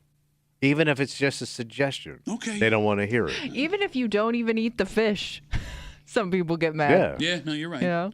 252-WCMF. Let's take one more call. Dan writes us hate mail of the week. He was upset about the recommendations from the state of New York of how much fish you should eat a month. No. Based on the fish in freshwater lakes, he demanded, "What's the state going to do? Come make sure I don't eat the fish?" He said, and I believe, I'm paraphrasing his line, it was 30 years since big business was dumping pollution in the lake. They're fine now. Austin's got the last word on CMF. Hey, Austin, how are you, buddy? Hey, what up, guys? So Dan sounds like this kind of guy that drives on 104, has a wide stance dually truck, blowing coal out of his muffler, and takes ivermectin to prevent COVID. He sounds like that. Quick sidebar, would it be more or less expensive if my car could run on coal as opposed to gasoline? That's old-timey. But you got to have a guy shoveling constantly. By the way, you can't talk about how unhealthy someone is, Austin, if you're coughing into the phone while you're doing it. Hey, sorry, guys. But anyway, you were saying, go ahead. He sounds like this dick that just has everything against the government, even though he votes probably Republican. So, yeah, he just sounds like a dick. Okay, great. Thanks for the call, Austin. Good call, buddy. Yeah, man, you're a dick, man. Take care. Just mad at Dan. Well, no, I mean, dick, man. Look, man. Your truck's too big. As stupid as I like your big mad truck. As stupid as this man sounds, I guess I get why he's hurt by this. Yeah. And look, he's men, offended. And men only have two emotions, right? Like most men, it's either extreme joy or anger. Pissed off. Yeah, and you try and filter whatever you're feeling a certain way through those two emotions. Yeah. So I guess I get it. Just maybe listen to the state when they tell you not to eat 10 bass a month. Just do that. Take it into consideration. Yeah, think about it. Think about it. All right, let's take a break. Building crumbles into the road once. Shame on you. Crumbles? Building crumbles into the road twice. Wait, for no damn reason? Bro, it happened again, and I think it's the same building. Oh. I thought they were working on that building. No, they were. Not fast enough? I don't know. Maybe they're working on the wrong side? Well, this story today involves a very famous building that had to be shut down because it was bad and unhealthy for the people that were around it. And then it started falling apart, which I think is also unhealthy for the people that live around it. Probably. And we'll get into it next here in the break room on 96.5 WCMF.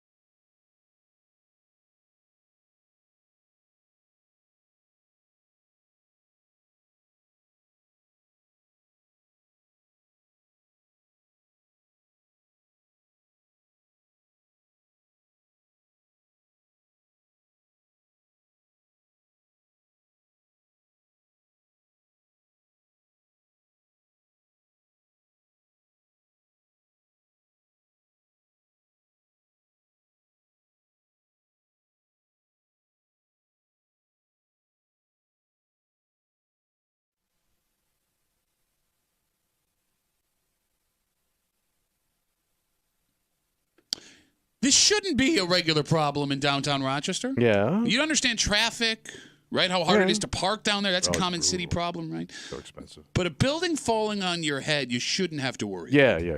So why is this a thing that has now happened multiple times? Because we are aware. It's the same building? I think so. You're hanging out in the break room, Rochester's Classic Rock 96.5 WCMF. We'll jump right into it. Back in 2018, the city of Rochester took steps to finally shut down the famous Hotel Cadillac. Yeah. The once Art Deco gem of Rochester. I mean, it was a place that people came from all around. Oh, yeah. Beautiful inside. And it had become a place where folks with nowhere else to go essentially had their last stop before homelessness. Yeah, it was a flop house. You got it. Yeah. And the argument to shut it down was it was unsafe there, the building was not up to code, and somebody was going to get seriously hurt. Yes, it's where Riff met Raff. You got it. So they shuttered it, and everything became safe in that area again.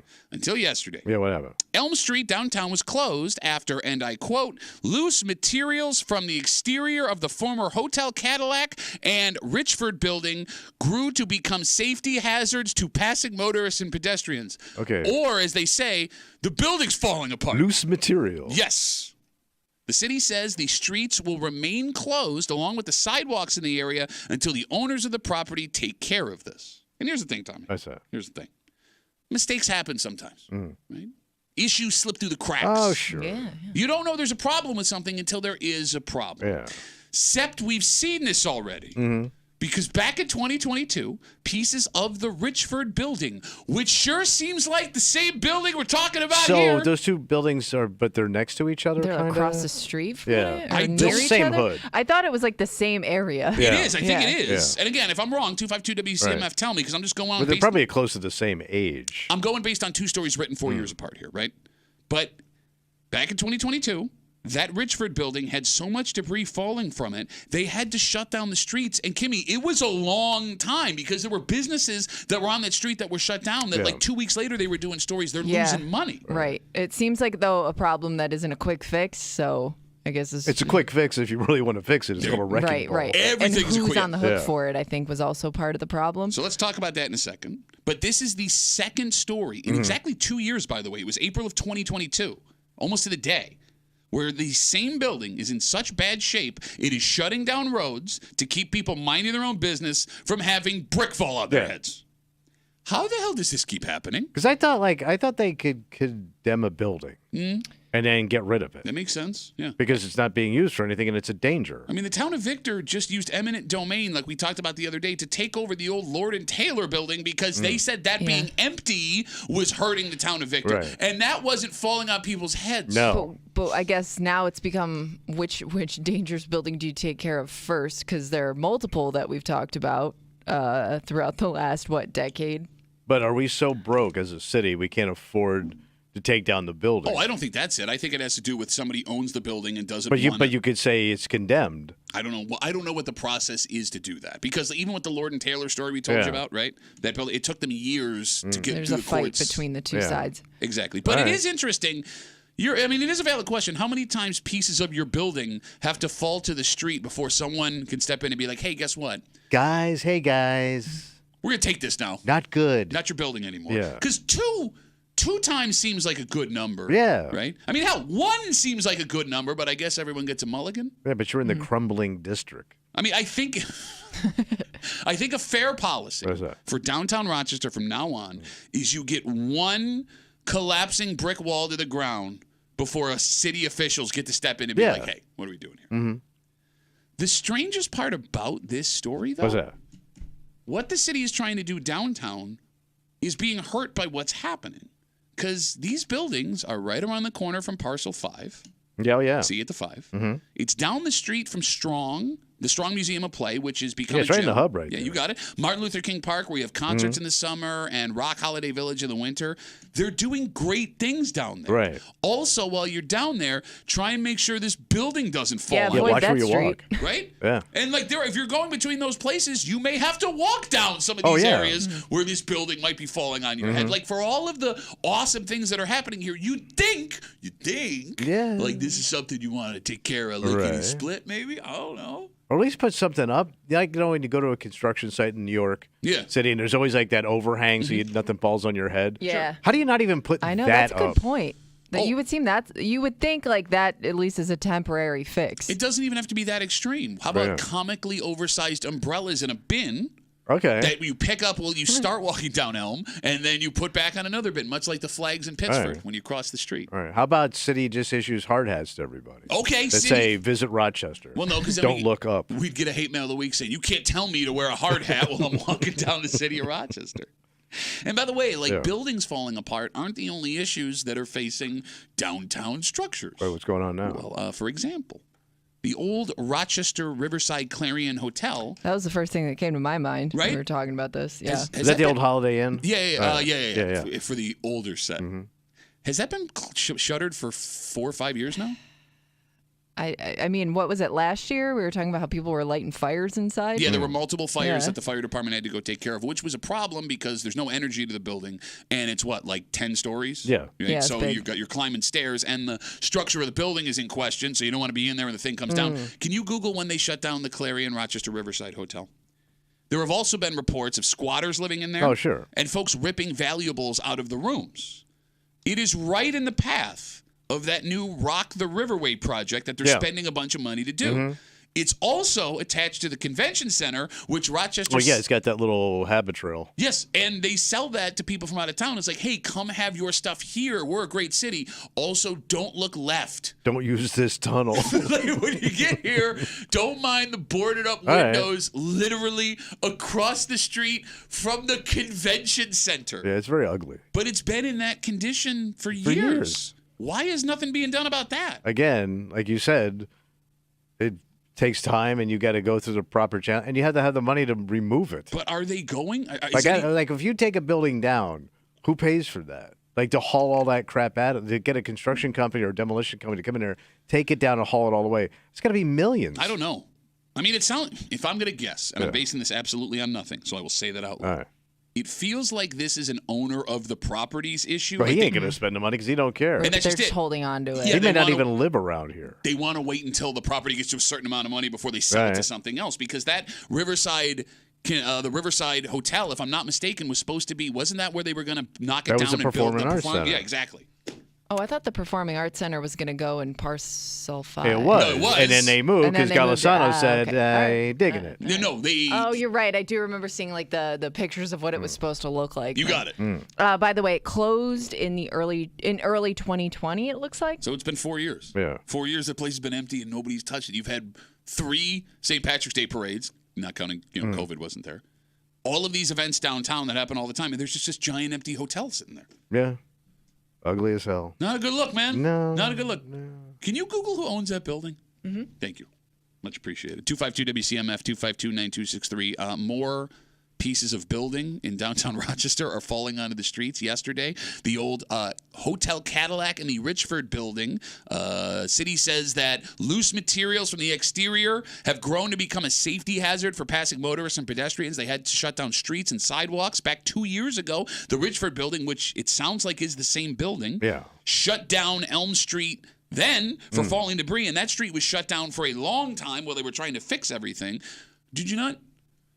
How did 2 years ago it happened again? I know, but that place was a dump when I moved here. It was an eyesore and a joke when it was open. The Hotel Cadillac. So Gussie from the old show, she was the night manager. I used to go over there and drink and hang out with her sometimes because it had an old school flop house bar in there. Okay. The characters that came in and out of that place were hysterical, but it was a flop house 30 years ago. Sure. And it just got worse. So the story that was talking about the hotel closing back in 2020. The Clarion, you mean? Yeah. It says developer Dave Christa, who owns the property, told 13WAM there's no immediate plans for the future of the site. So it seems like he may still be the one that owns it. All right. I mean, it's good to own an empty building. Yeah. Catch it on fire sometimes. Keep your options open. Hey, maybe just burn to the ground eventually, and then we're all set.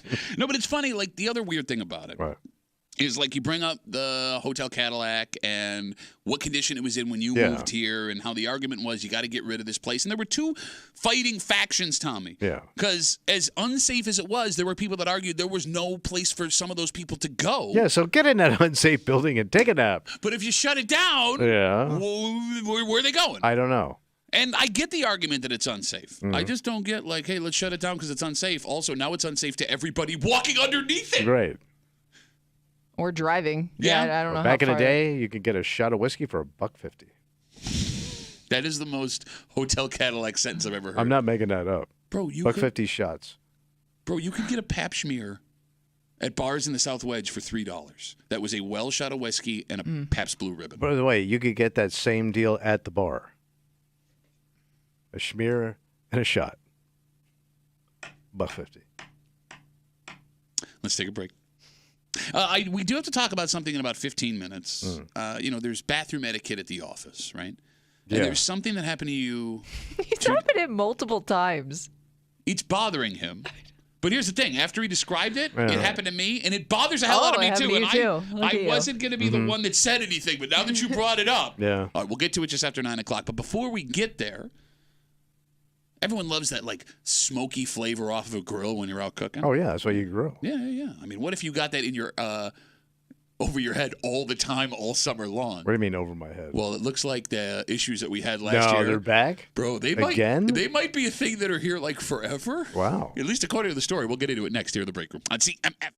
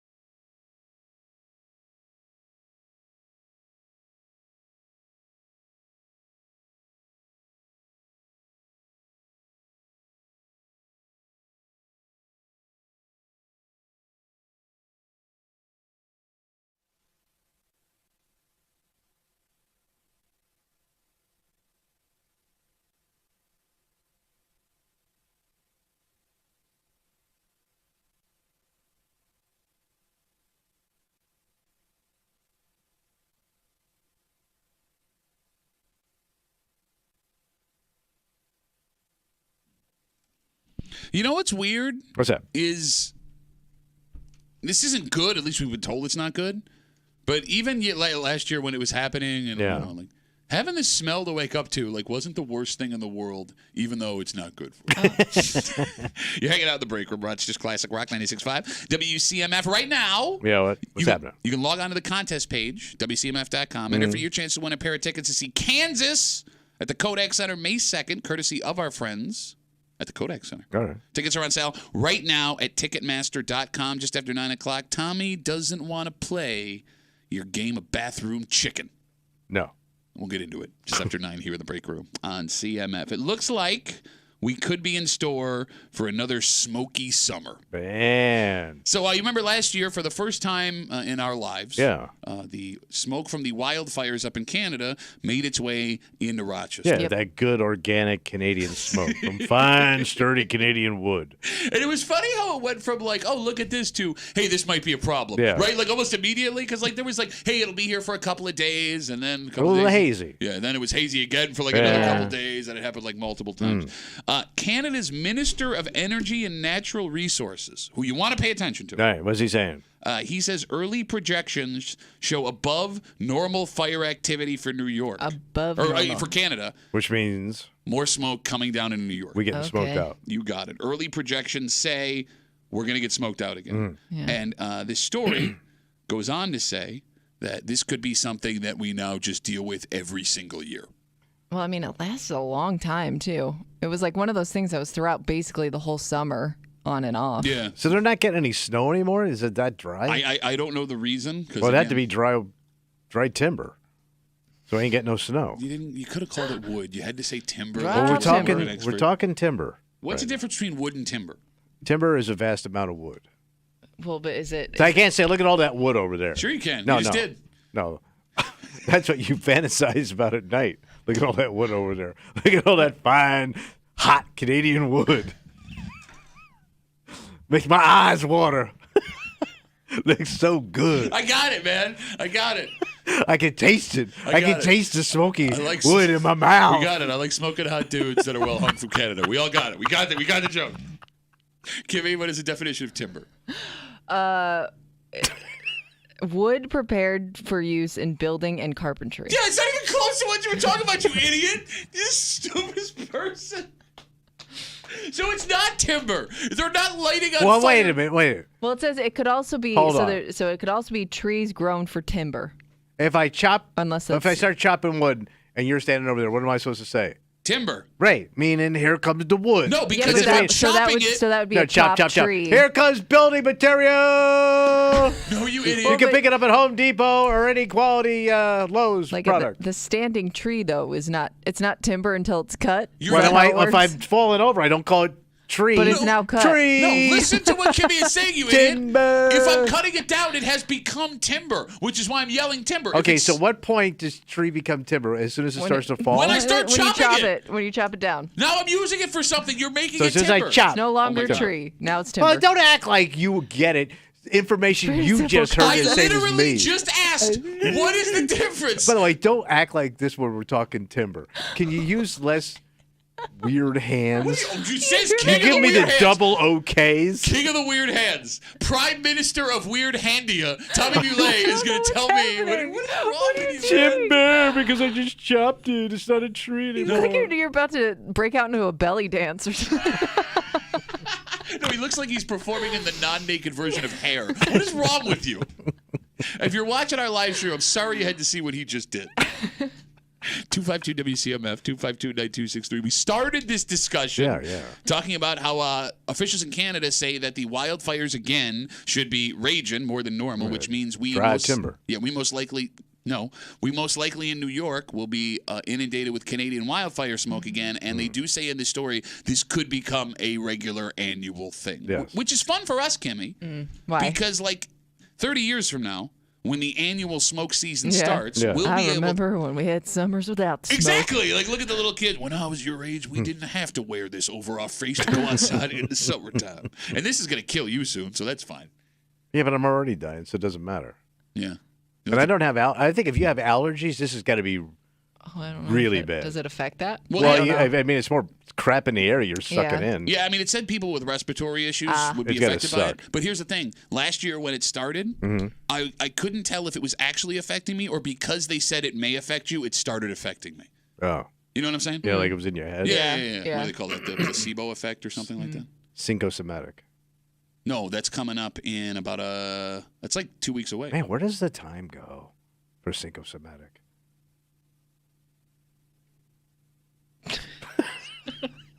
The least favorite quote from this story. It's an exact quote from the story. Yeah. We have to learn to live with the smoke somehow. We ain't gonna fix it. Well, but that's just it. But he also says somehow. Like, if you're gonna say that, could you throw out an idea? Just figure out other ways to breathe. Is there breath options? Can I also ask another stupid potential question? Sure. Potentially stupid question. So the smoke last year came down because of the winds blew it this way. Yeah, and more fire than usual Made up its in way Canada. down. Yeah. At what point aren't they going to run out of things to burn? Well, I guess. Oh yeah, to your point, like when all the wood's gone. Yeah, like eventually. Then you have fine Canadian desert up there. No, but like how many years before like the right? It's like completely but I guess it wiped keeps out. regrowing every year. Yeah, true. Right? Do trees grow that fast? Oh yeah. No. Canadian timber? Shut up. It's not timber. It's a tree. Timber is at the store. You dick. Canadian timber, I believe, grows about a foot a week in a good season. You can get a 12-footer. Shut up. I don't know how long it takes for a tree to grow. Depends on the tree. Okay, Canadian pine. Oh, it takes about 2 years. I don't even know if Canadian pine's a real tree. No, Canadian pine mature in about 2 years. That's some fine timber right there. You make yourself a good canoe out of that. Shut up. Shut up. Shut up. Go down to Loxahatchee. You can sail away down to Florida and Parker and snatch a coochie. Trees destined to become lumber grow for about 20 to 25 years. Okay, yeah. So if it takes 25 years to grow a tree, eventually they should be out of trees to catch But on they fire. ain't. No, well, I mean, But maybe they got so many goddamn trees, like it's so thick up there. Unlimited trees. You know, the timber thick. it's not timber. It sounds better saying timber. No, it doesn't. The trees are thick. Yes, thick forest. How about that? Forestry. Forestry. A canopy, if you will.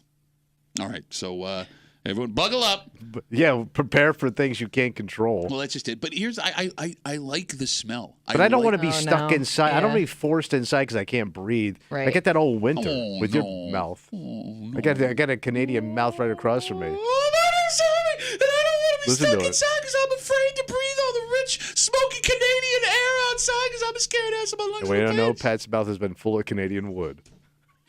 We got it. We got it. Hot wood. Let's take a break.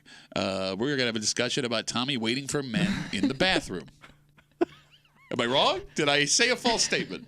I was trying to smoke him out, like Canada. Look, Yeah. I'm glad you said this in the commercial break the other day because this is something that also bothers the hell out of me. But I don't thought- get it. Well, I thought I was a psycho. Tommy's trying to do something about it yesterday. I'm with him. I'm on his side. Yeah. Because there are rules when it comes to the bathroom at work. Yeah. And this one, if you're a guy who does what Tommy witnessed, it's strange, and there's no reason for you to Right. feel this I don't way. get it. We'll tell you what went down. Yeah. Next to the break room on 96.5 WCMF.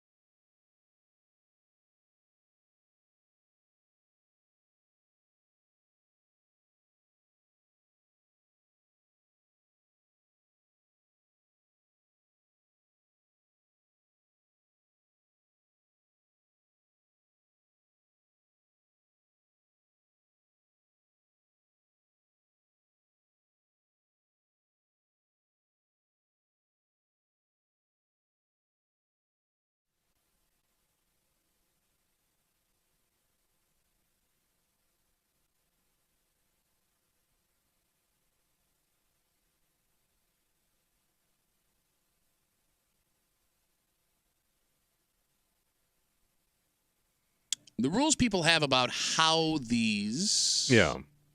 The rules people have about how to use the bathroom can get really weird at work. Sure. Right? Because there are folks who won't do their business at all. They hold it.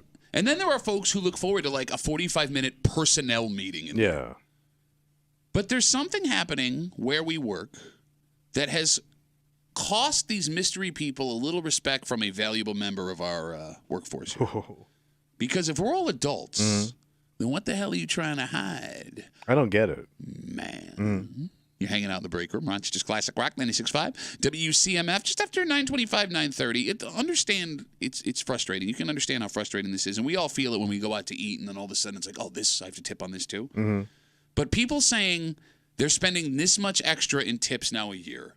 Why you lie? Okay. Why you lie? And we'll get to it just after 9:25, 9:30 here in the break room on CMF. So, Kimmy, yesterday we're sitting in here in the studio. Yeah. Tommy comes in. He's like, oh, I can't believe it. I know. Oh, something weird's going on. Busted. Because you were just. But he comes in and he like whispers the story for some reason. Well, you got to be careful. Well, you know it's good when he's like, hey, guys. I know.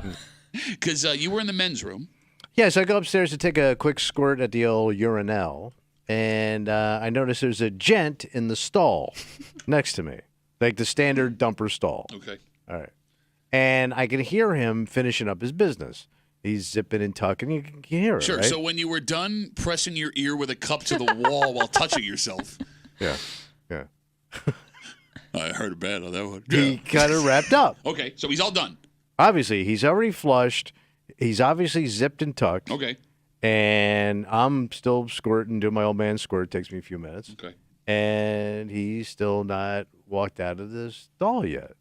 So now I finish up and I flush and I wait. You're taking your time. Taking my time, right? And I'm taking my time. A little extra time washing your hands. Washing the hands. Stalling. Adjusting while he's the in bald the stall. spot. The whole thing. He ain't budged. He's just standing in there. So he's waiting in the for stall. me to leave. Okay.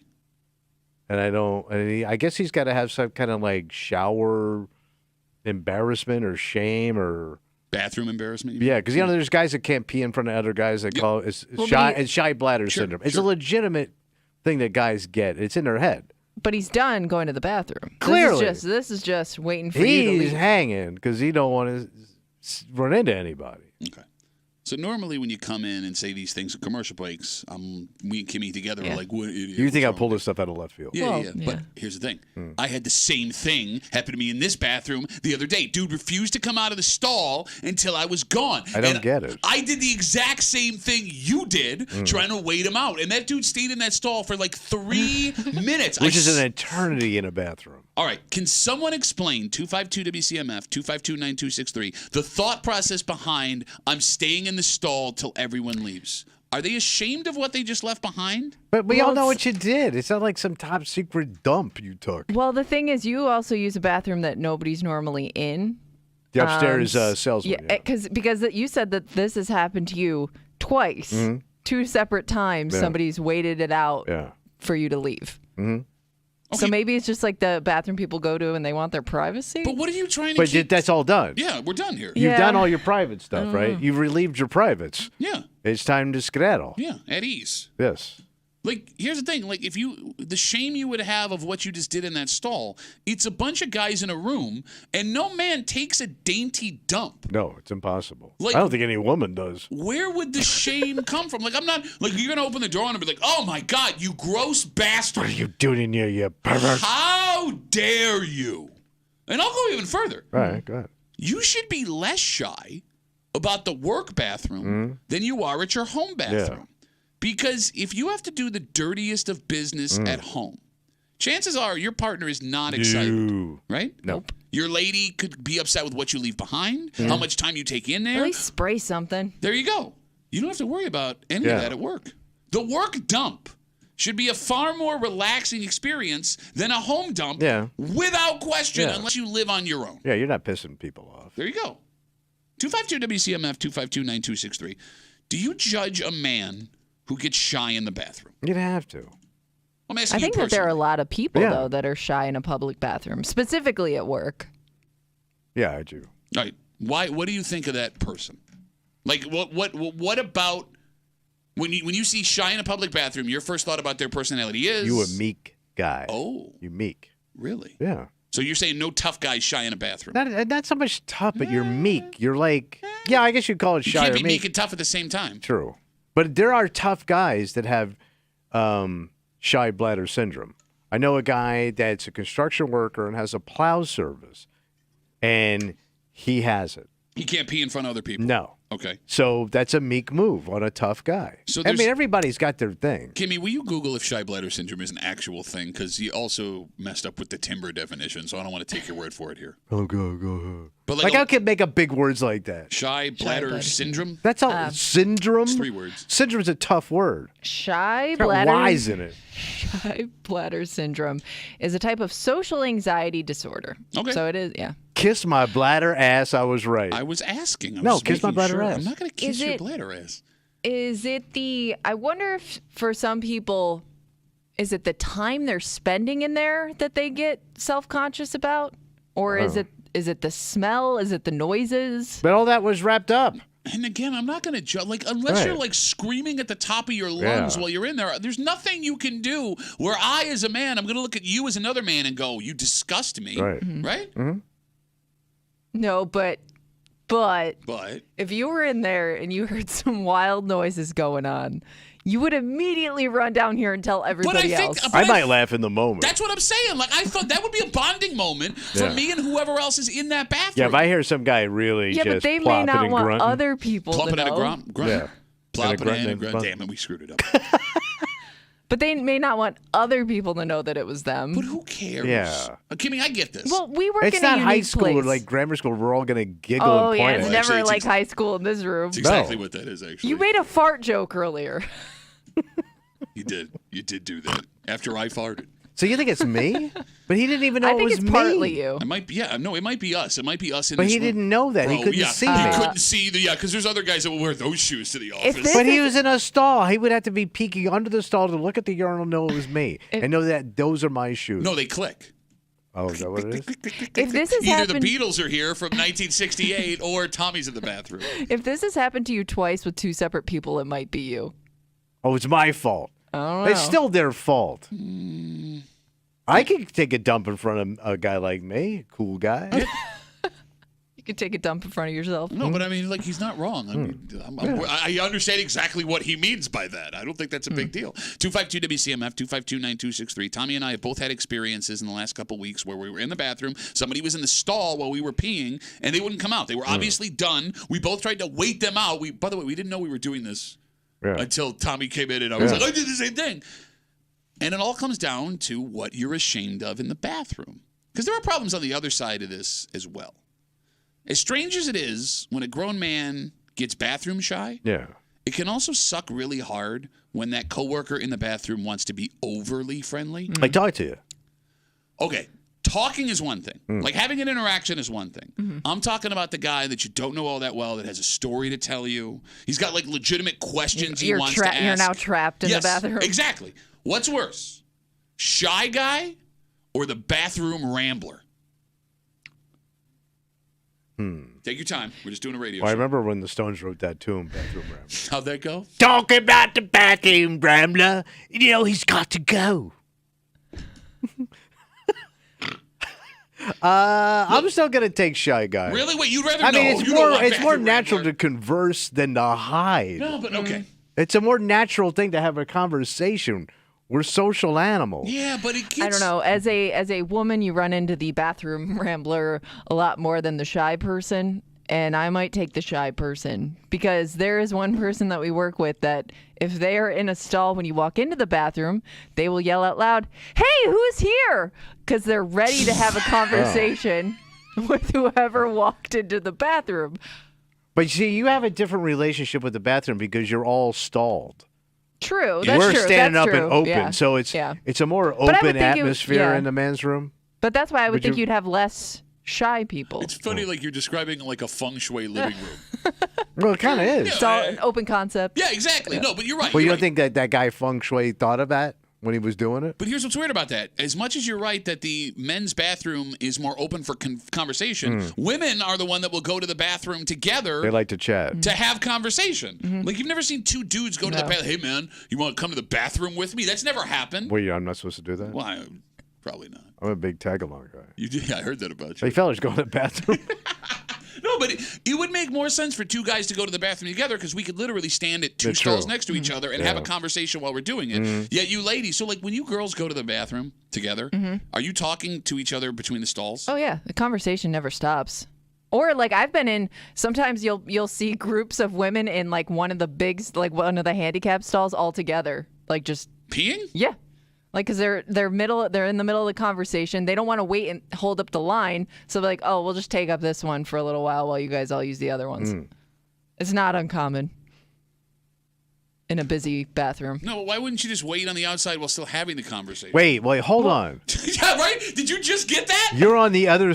You're all in the stall, like in those big stalls. And there's a chick in there taking a squirt and you're all waiting. It's not weird. No, it is weird. Wait, hold on. What? There's guys that would be...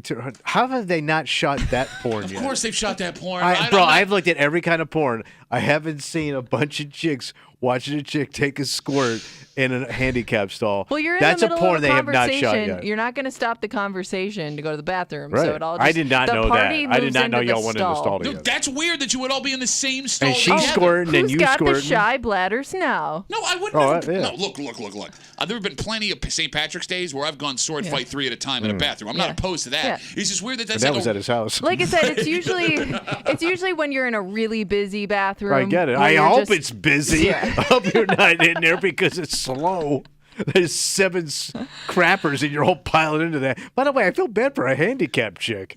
She comes rolling in there and you're all in there chit-chatting. You're having the view squirt style. Well, that is. And that I'm is in there with no legs trying to take a handicap dump and you bitches are tying me up. That is a fear. That is always a It's risk a you fear take. for the chick in the chair. By the time y'all pile out of there like it's a Greyhound bus, I brown my wheels. I've also been in women's bathrooms where if they're. By the way, you're not going number 2 altogether. This is only a. I hope not. This is a pee stop only. Wait, you can't dump when all the girls are in there? No. That's that you do on your own. Well, how do you know? Well, look. No, you know. No. I'm saying this. I'm saying, like, what if this is your concept? Like, no women sat down as, like, group of women and decided No, we're usually only when peeing. you're all going together, you're just going to pee. No, I get it. But what I'm saying is, like, if a chick has to take a dump, like, there's no law that says no dumping. Like, it could go, like, pee, and then all of a sudden, it's a surprise chick dump. I have while not you're had all that in there. happen. I don't know. Because sometimes... Surprise! Chick dump! Well, think about this. How many times have you sat down to take a squirt and all of a sudden, I got to go? I've never sat down to take a squirt where I didn't have to I mean, take a dump. but then maybe that Wait a happens. minute, do you pee sitting down? No, but I'm thinking like you would... Hold on, stop! You just said how many times have you sat down to pee and you took a dump? Well, I have a bad back. You pee sitting down? I have had to pee sitting down sometimes. You're sitting there talking about manly and me. Let me tell you about the time I had to pee sitting But down. if you have a bad back, man, sometimes you got to do what you got to do. I just find it funny You're how you judging. said that You're without judging. meaning to say that. Come on, guys. We've Come all on. I sat get it. around, Pete sitting down, or putting makeup Gotta on our take a dump. faces. Wait a minute. You're telling me, because there are men who will pee sitting down because they think it's healthier for their insides? Actually, we've read that thing where it is. Yeah. Yeah. Like German guys do it. I've never done it. You're telling me that when you pee sitting down, you could accidentally poop? I don't think that happens all day. Usually you have to go. No, I've had times where I think I got to pee and I go, oh man, I got to crap. Yeah, because it's all pushing. No. So has that ever happened to you standing up? Yeah. Oh, okay. So it could happen either But way. it's at home. It's easy. I'm standing up at home. Homestander. Welcome to my homestand. But if I'm here and I'm at the urinal, getting to the dumper is going to be an issue. I get what you're saying. Or you just turn around and take a dump in the urinal. It's a walk. No. Okay. Have you ever had a conversation? Because this happens a lot in a women's room too. You will be in a stall next to somebody who is run out of toilet paper. Well, And all of this a is a sudden- Seinfeld episode. But like that person usually has no problem reaching out asking, "Hey, you got toilet paper over there?" So you do the toilet paper pass. Yeah. Can I ask you guys a question? Yeah. Because this happened to me twice in the times that I've worked in this building. What's that? I'm a 252 WCMF 252-9263. This all started with Tommy and I both in separate occasions, not knowing we were doing it, waiting out a guy who was in the stall while we were taking a pee, and we couldn't understand why they wouldn't come out of the stall. Like they were embarrassed. It all comes down to bathroom etiquette, shy, bull, what's acceptable, what's not acceptable. We're learning amazing things about women over here that Kimmy's sharing with us. So I take my work dump every day before you guys get here. Yeah.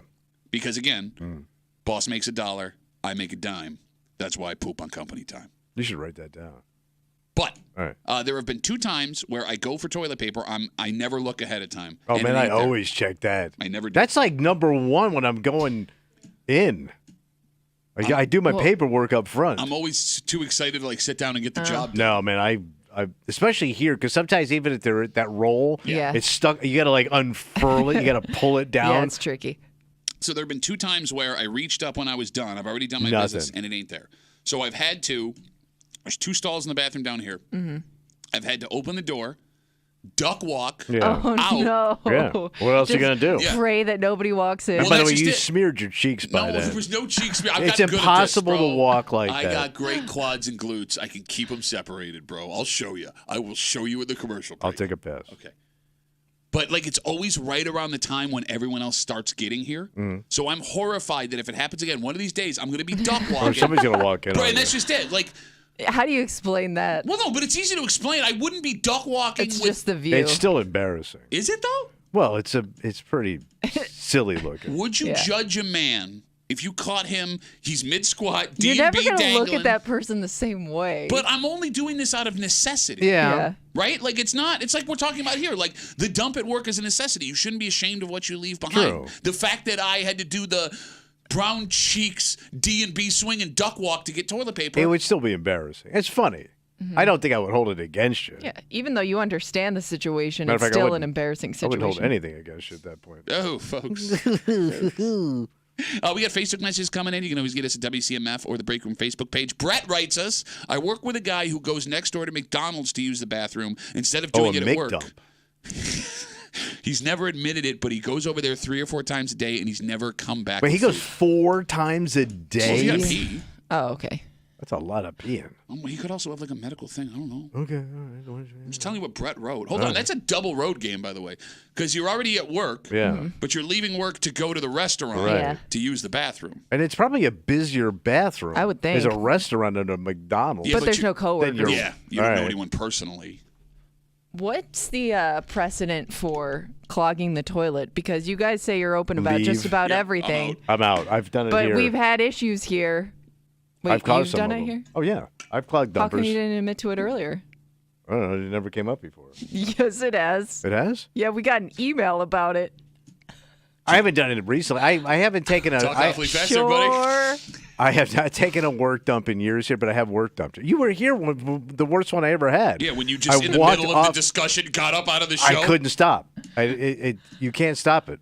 But it seems like you guys are very open about the work dump until it comes to the toilet problem. Well, because I don't want to fix it. I'm out of there. If I overflow the throne, I'm just splitting. Here's the problem with clogging the toilet. If they were to leave a plunger in the I bathroom. ain't touching that. No, I ain't doing it. I'll plunge Why? my I'm gonna get it over my pants and my shoes. own. Don't be so hard. Man, with And what it. there's are a you doing with maintenance it? crew here that'll take care of it, and Wow. they're professional. Wow, I'm except- not taking away a good maintenance job from a working man. Yeah, but you said there's one stall.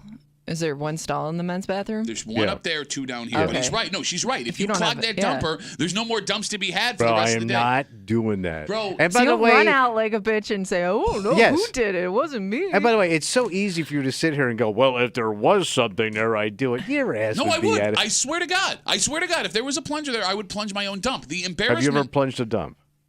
Yeah, all the time. Okay. Here Plunged at a work or at dump. home? Ever? Yeah, it's a semi-regular thing for me. I eat a lot of fiber. All right. I don't usually.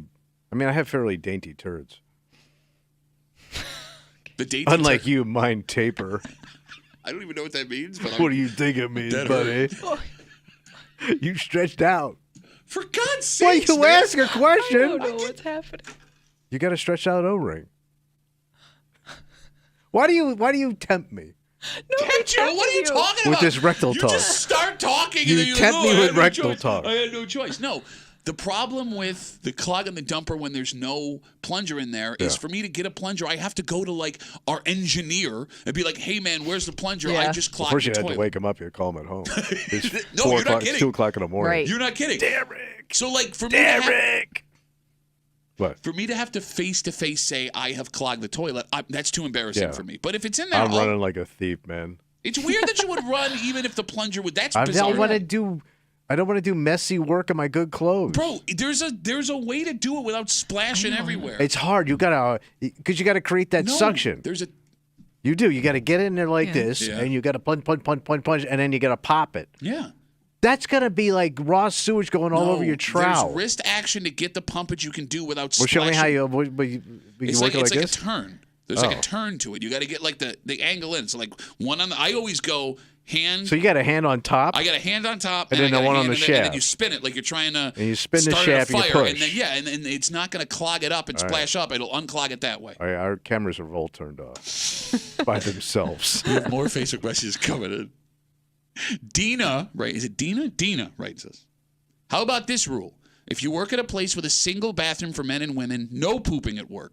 Women always have to sit down, and guys never use the sprays when they're done. It's miserable, and you can take care of that before you come to work. Yeah, but sometimes it just shows in up. That situation. What do you do if it shows up in the morning? I'm not going to hold it till 5 in the afternoon and go home. I mean, you could drive somewhere to go take a dump. But you don't have that option if you're working. Yeah. I'm working on the Murphy project over here. I got no time. You know what always pisses me off when they have like the double men's and women's stall combined. Yeah. Why? Because there's usually a urinal in there. Mm-hmm. Why do you guys still pee in the toilet? But there's a urinal? There'll be a urinal, and there's like pee all over the floor near the toilet. Unless there's a guy in there and you were the second guy in. Oh, you yes. You use the dumper. I'm not going to wait. Yeah. And third man in, So that's you'll an go automatic in- ejection. Yeah. So you'll go into a stall, or not even a stall, but like a single bathroom with another guy. So if I go into the bathroom Yeah. and there's a urinal and Yeah. a toilet, Yeah. and they're separate, Yeah.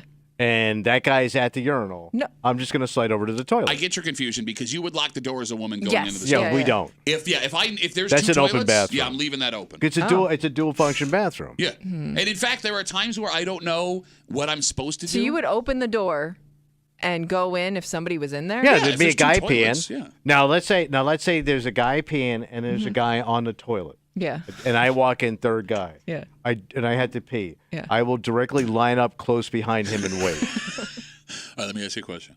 Bar night. You're out at the bar. Mm-hmm. Same kind of thing we're describing. You got urinal on the wall. You got stall.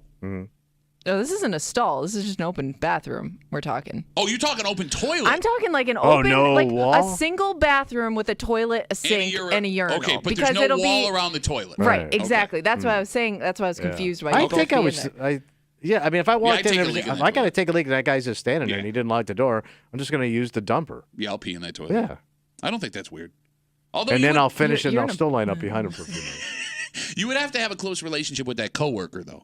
No, let's say you walked into like a restaurant or something. No, if there's an No. open toilet with a urinal, I'm that not somebody gonna. like forgot to lock the door or yeah, I'm something. not doing that. I gotta go. You're just I gotta busting pee. in there. Would you take a dump? If I have to, Wait, yeah. you're gonna tell me it's a restaurant. It's a 2 toilet, 1 urinal, 1 toilet, open to the world. Yeah, and I gotta bathroom. go. You're gonna while that guy's peeing, you're gonna sit down, drop trow, and take a dump. Here's the problem. You can talk that with a young rectum. I don't have a young rectum. I don't have a young bowel muscle. So when I have to go now at my age, started when I was about 50, I just got to go. So I can't wait anymore because I'm going to crap myself. I would rather do that than have a problem at a restaurant where I had to go back to my wife at the table and go, we got to leave because I just crapped myself. Think about this, man. Like, yes, while I'm peeing and you're taking a dump, I wouldn't see you. But when I turn around and have to wash my hands, you're going to be sitting, taking a dump with your pants down while I'm standing washing my hands, and we're right next to each other. So it just happened to us when we were on vacation. When I was on vacation. We were in a very old building. It was a train station. And I walked in, and I had to go bad. And I had just drinking a bunch of Italian coffee. So I walk in there, and it's just that scene and really grimy and gross. So, but I got to go. So I just kind of got on the crapper and went, and there were people coming in and out of there, and they were like working guys, like they worked in the building, kind of with the train. But they're train guys. We're learning a lot about you today. No, that was. What do you do when you got to go? How about you lock the door? I'm not locking the door, man, because people need the bathroom. Man, come on in. But I'm locking out those guys that got to pay. Come on in, watch me dump, guys. Totally free money. All right, let me ask you this question. In that same scenario, if a guy walked in, goes, "Oh, I'm sorry," and closes the door, is that guy a bitch while you're dumping? Never. Are you thinking about this right now? That's nothing to think about. He'd be a bitch. Is he a bitch? Well, no, because you say you have no problem walking in and taking a dump while the guy's taking a leak, or vice versa. Right? If there was some other man who worked at the train station taking that dump and the urinal's open dumper, you're walking in there and taking a leak? Yeah. I mean, okay. Nope. What? We always start together and you take it too far. Because now I got your stink on me because I agreed with you up front. You're on the same page. No, we're not. But there's nothing wrong with. I mean, I think that guy should come in and go to the bathroom. I'm welcoming him in. Welcoming? Is that what you call it? Is that what this is? Welcome him in. It's a hard word to say. Say it. Welcoming him in to the bathroom to enjoy his pee while I go to the bathroom. I'm trying to be accepting. So what are you asking me? What do I think of that guy? Yeah, if he won't come in. Come on in, sir. If he sees you taking a dump, little open toilet. sissy boy. Okay. Oh, I want to hear Tommy taking a joke because I'm just a little sissy peeing little bitch. Yes. You're a little baby boy. All right. Let's take a break. Right. There's no arguing that tipping culture has gotten out of control. But there are two ways to deal with it. There is just sucking it up and making, spending a little more money. Or there are people who have rallied against it. And we've seen story after story after story, people bitching online. There is no way that the average American is now spending this much more a year on extra tip. Oh. And we'll tell you how much it is next here at the break room on 96.5 WCMF.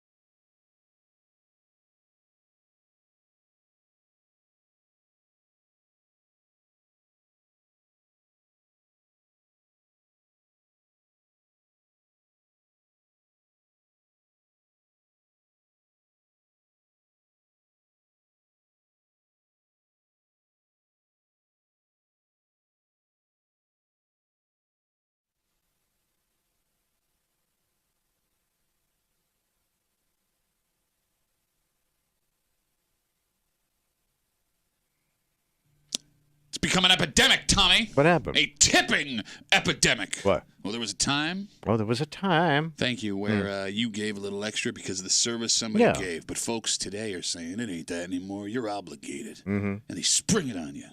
Times you're not expecting. And because of that, we're spending this much more money a year on tips we don't even want to give. Wow. You're hanging out in the break room. Rochester's Classic Rock 96.5. WCMF. New research claims the average American spends almost $500 a year on tips extra than what they want to tip. This is extra tipping. You got it. So tip on top of the tip. You got it. You're not spending $500 a year on tipping. You're spending $500 a year on tips you don't want to give. Overspending on tips. So it'd be like the non-traditional tipping. You got it, yes. So that would be like you go to a store and they have the iPad. Whenever you see an iPad at a store where you're going to pay, they're going to ask you to tip. Yeah, it'll be on there. Part of society. Mm-hmm. So they break it down and say that on average, you are tipping an extra $1.26 per day than you were before this. That breaks down to $37.80 a month, which over 12 months adds up to $454 a year in just extra tips you don't want to give. And those people who always argue, it's just an extra dollar here or there. Well, when it's an extra dollar a day, we're talking $500. Hey, better in my pocket than theirs. Yeah. So there are two ways you can approach this. And the phone number is 252-WCMF, 252-9263. You can tip and bitch and moan like these people are doing. Or, if it bothers you that much, you can just not tip. Right. You could. You just not be tip. stiff. That's also Total stiff. an option. Because, let's talk about, you have to tip at a restaurant when you sit down. No doubt about it. I don't care how bad the service is. You got to leave something behind. You got to tip at a bar, right? You sit down and have a drink, you're going to tip that bartender. Are you judging someone at somewhere like a counter service place? You go down a line and they make your food, and at the end they want you to tip. Okay. If they don't tip there, are you judging there? Yeah, why wouldn't you tip? Somebody still had to put that food in your plate. Traditionally, that was not a place where you were expected to tip. It's a new place where it's kind of popped up. I do tip there. Oh, so you tipped before it was traditional then? No. Oh, so you're doing it out of guilt. Tip shame. Yeah. Okay. All right. I'm a shame tipper. All right, so whenever I'm asked, I'm going to tip. I'm never turning the iPad around at 0%. Okay. But you can't sit here, Tommy, and tell me you're going to judge somebody when the only reason you're tipping is because they're asking for the tip now. Well, now that tip is on the radar, you should think about it. Okay. Because those people are not millionaires putting the salad in your plate. I agree with you. All right, let me ask you a question. Yeah. All right, so same situation, counter service, you're moving down the line. They turn the iPad around, and everybody, there's something happens in the kitchen, there's a big crash, everybody runs to the back. Nobody's looking at you. I see the look on your face already. You still tipping? Yeah. Yeah, I think so. Yes, I would tip. You lie. I saw that look on your face right away. If nobody's looking, are you still tipping in that situation? And it's like it's a counter service, like we just talked about, yeah. And no. All right, so then how do you judge someone because for not nobody tipping? saw me tip. I also want credit for the tip. Well, they don't always know how much you tip. No, but let's say, when you just put it in a jar. Yeah. Oh, yeah. I make sure they've turned around so they see the money going into the jar so they know I tip, I didn't stiff. But I don't know why you want that credit, because there's a chance you never see that person ever again. I know, but I still want it. Okay. You know when else I do that too? Weddings, when it's the open bar. I will take out my money and lift it as high as I can and put it into the. I'm putting this in now, so don't think that I didn't tip you later. It's all going in at once. So it's like McDermott when he's throwing the penalty, the challenge flag. I don't want them to think I didn't tip at all. Yeah. I'm even less classy than that at an open bar at a wedding. I'll take a 10 or a 20. Snap depending it. on how, pop. Hey, you see? And I put it in there just so he knows I'm not stiffing him all But night. yeah, because if they turn around to make my drink, I'll wait until they turn back around to put the tip in. Because you're going to get better service because you're going to go back up and get another drink. Better service. I just don't want to look like a dick. Yeah, I'm with her on that one. I don't care about that. You're right about the service, but I don't care about the service. I just want them to know I'm coming up here and getting drinks later, and I'm tipping you this one time. Yeah, it's an upfronter. Yes, don't think I'm a stiff. 252-WCMF, 252-9263. Americans, this study claims Americans spend nearly $500 a year tipping more than they like to. Not tipping in general, tipping more than you like. There's no way that number's correct. There's absolutely no way. Because people like to think that they're big time. Like they're just throwing it around. The amount of times that you would have to encounter that on a daily or weekly basis, I don't know how it would add up to that. Well, where it's extra. Because you ain't tipping at Burger King. You're not tipping at McDonald's. Well, I guess the only way that could happen is if you get like coffee on a regular basis. Regular okay, at McDonald's. at daily. Well, yeah. no, but you're not. They don't have a space for tip at McDonald's. They don't have on a thing. I don't think so. I've never seen one, but they do at Starbucks, right? Yeah. Do they? Yes. Yeah, they do. Because they always had the cup, like thanks a latte. I say this watching other people order Starbucks. I've never had Starbucks. So the thing that always blows me away about Starbucks is that they have a tip jar on the drive-through outside, just sitting there. Yeah. Like somebody has just driven by and snatched that thing and left. Yeah, that's a good point. It's just hanging there, man. I mean, there are even like donut shops that'll ask for tips. Oh, that's too much. Right? Like you went. Let me get this straight. You grabbed the donut, handed it to me, and now you want a tip. Yeah. Unless it was, I can't finish the joke. Oh, no, go ahead, Big Guy. Go ahead, Big Guy. Why is it I, Big Guy? Go ahead, finish my joke. Mr. Tip, let's go Funny back how my to the... material sucks, keeps coming back. Well, yeah, because I saw it 1,000 effing times, man. I can do your set better than you. Legitimately. Go start. But I guess, Kimmy, the only way this would work is if you are tipping $1 every day at like a donut shop or a coffee shop. But then again, but even still, that would $500 extra dollars. Well, they say $1.26 a day. That would be the extra. But even there, that's also a place that you traditionally tipped for the last 30 years. Yeah. Like there are some coffee shops where you that have always asked for exactly. that. Yeah. Like even that joke that's 30 years old and sucks. I mean, that was a joke that was. People identified with it because it was happening. Man, they want tips everywhere nowadays. And what's with Ovaltine?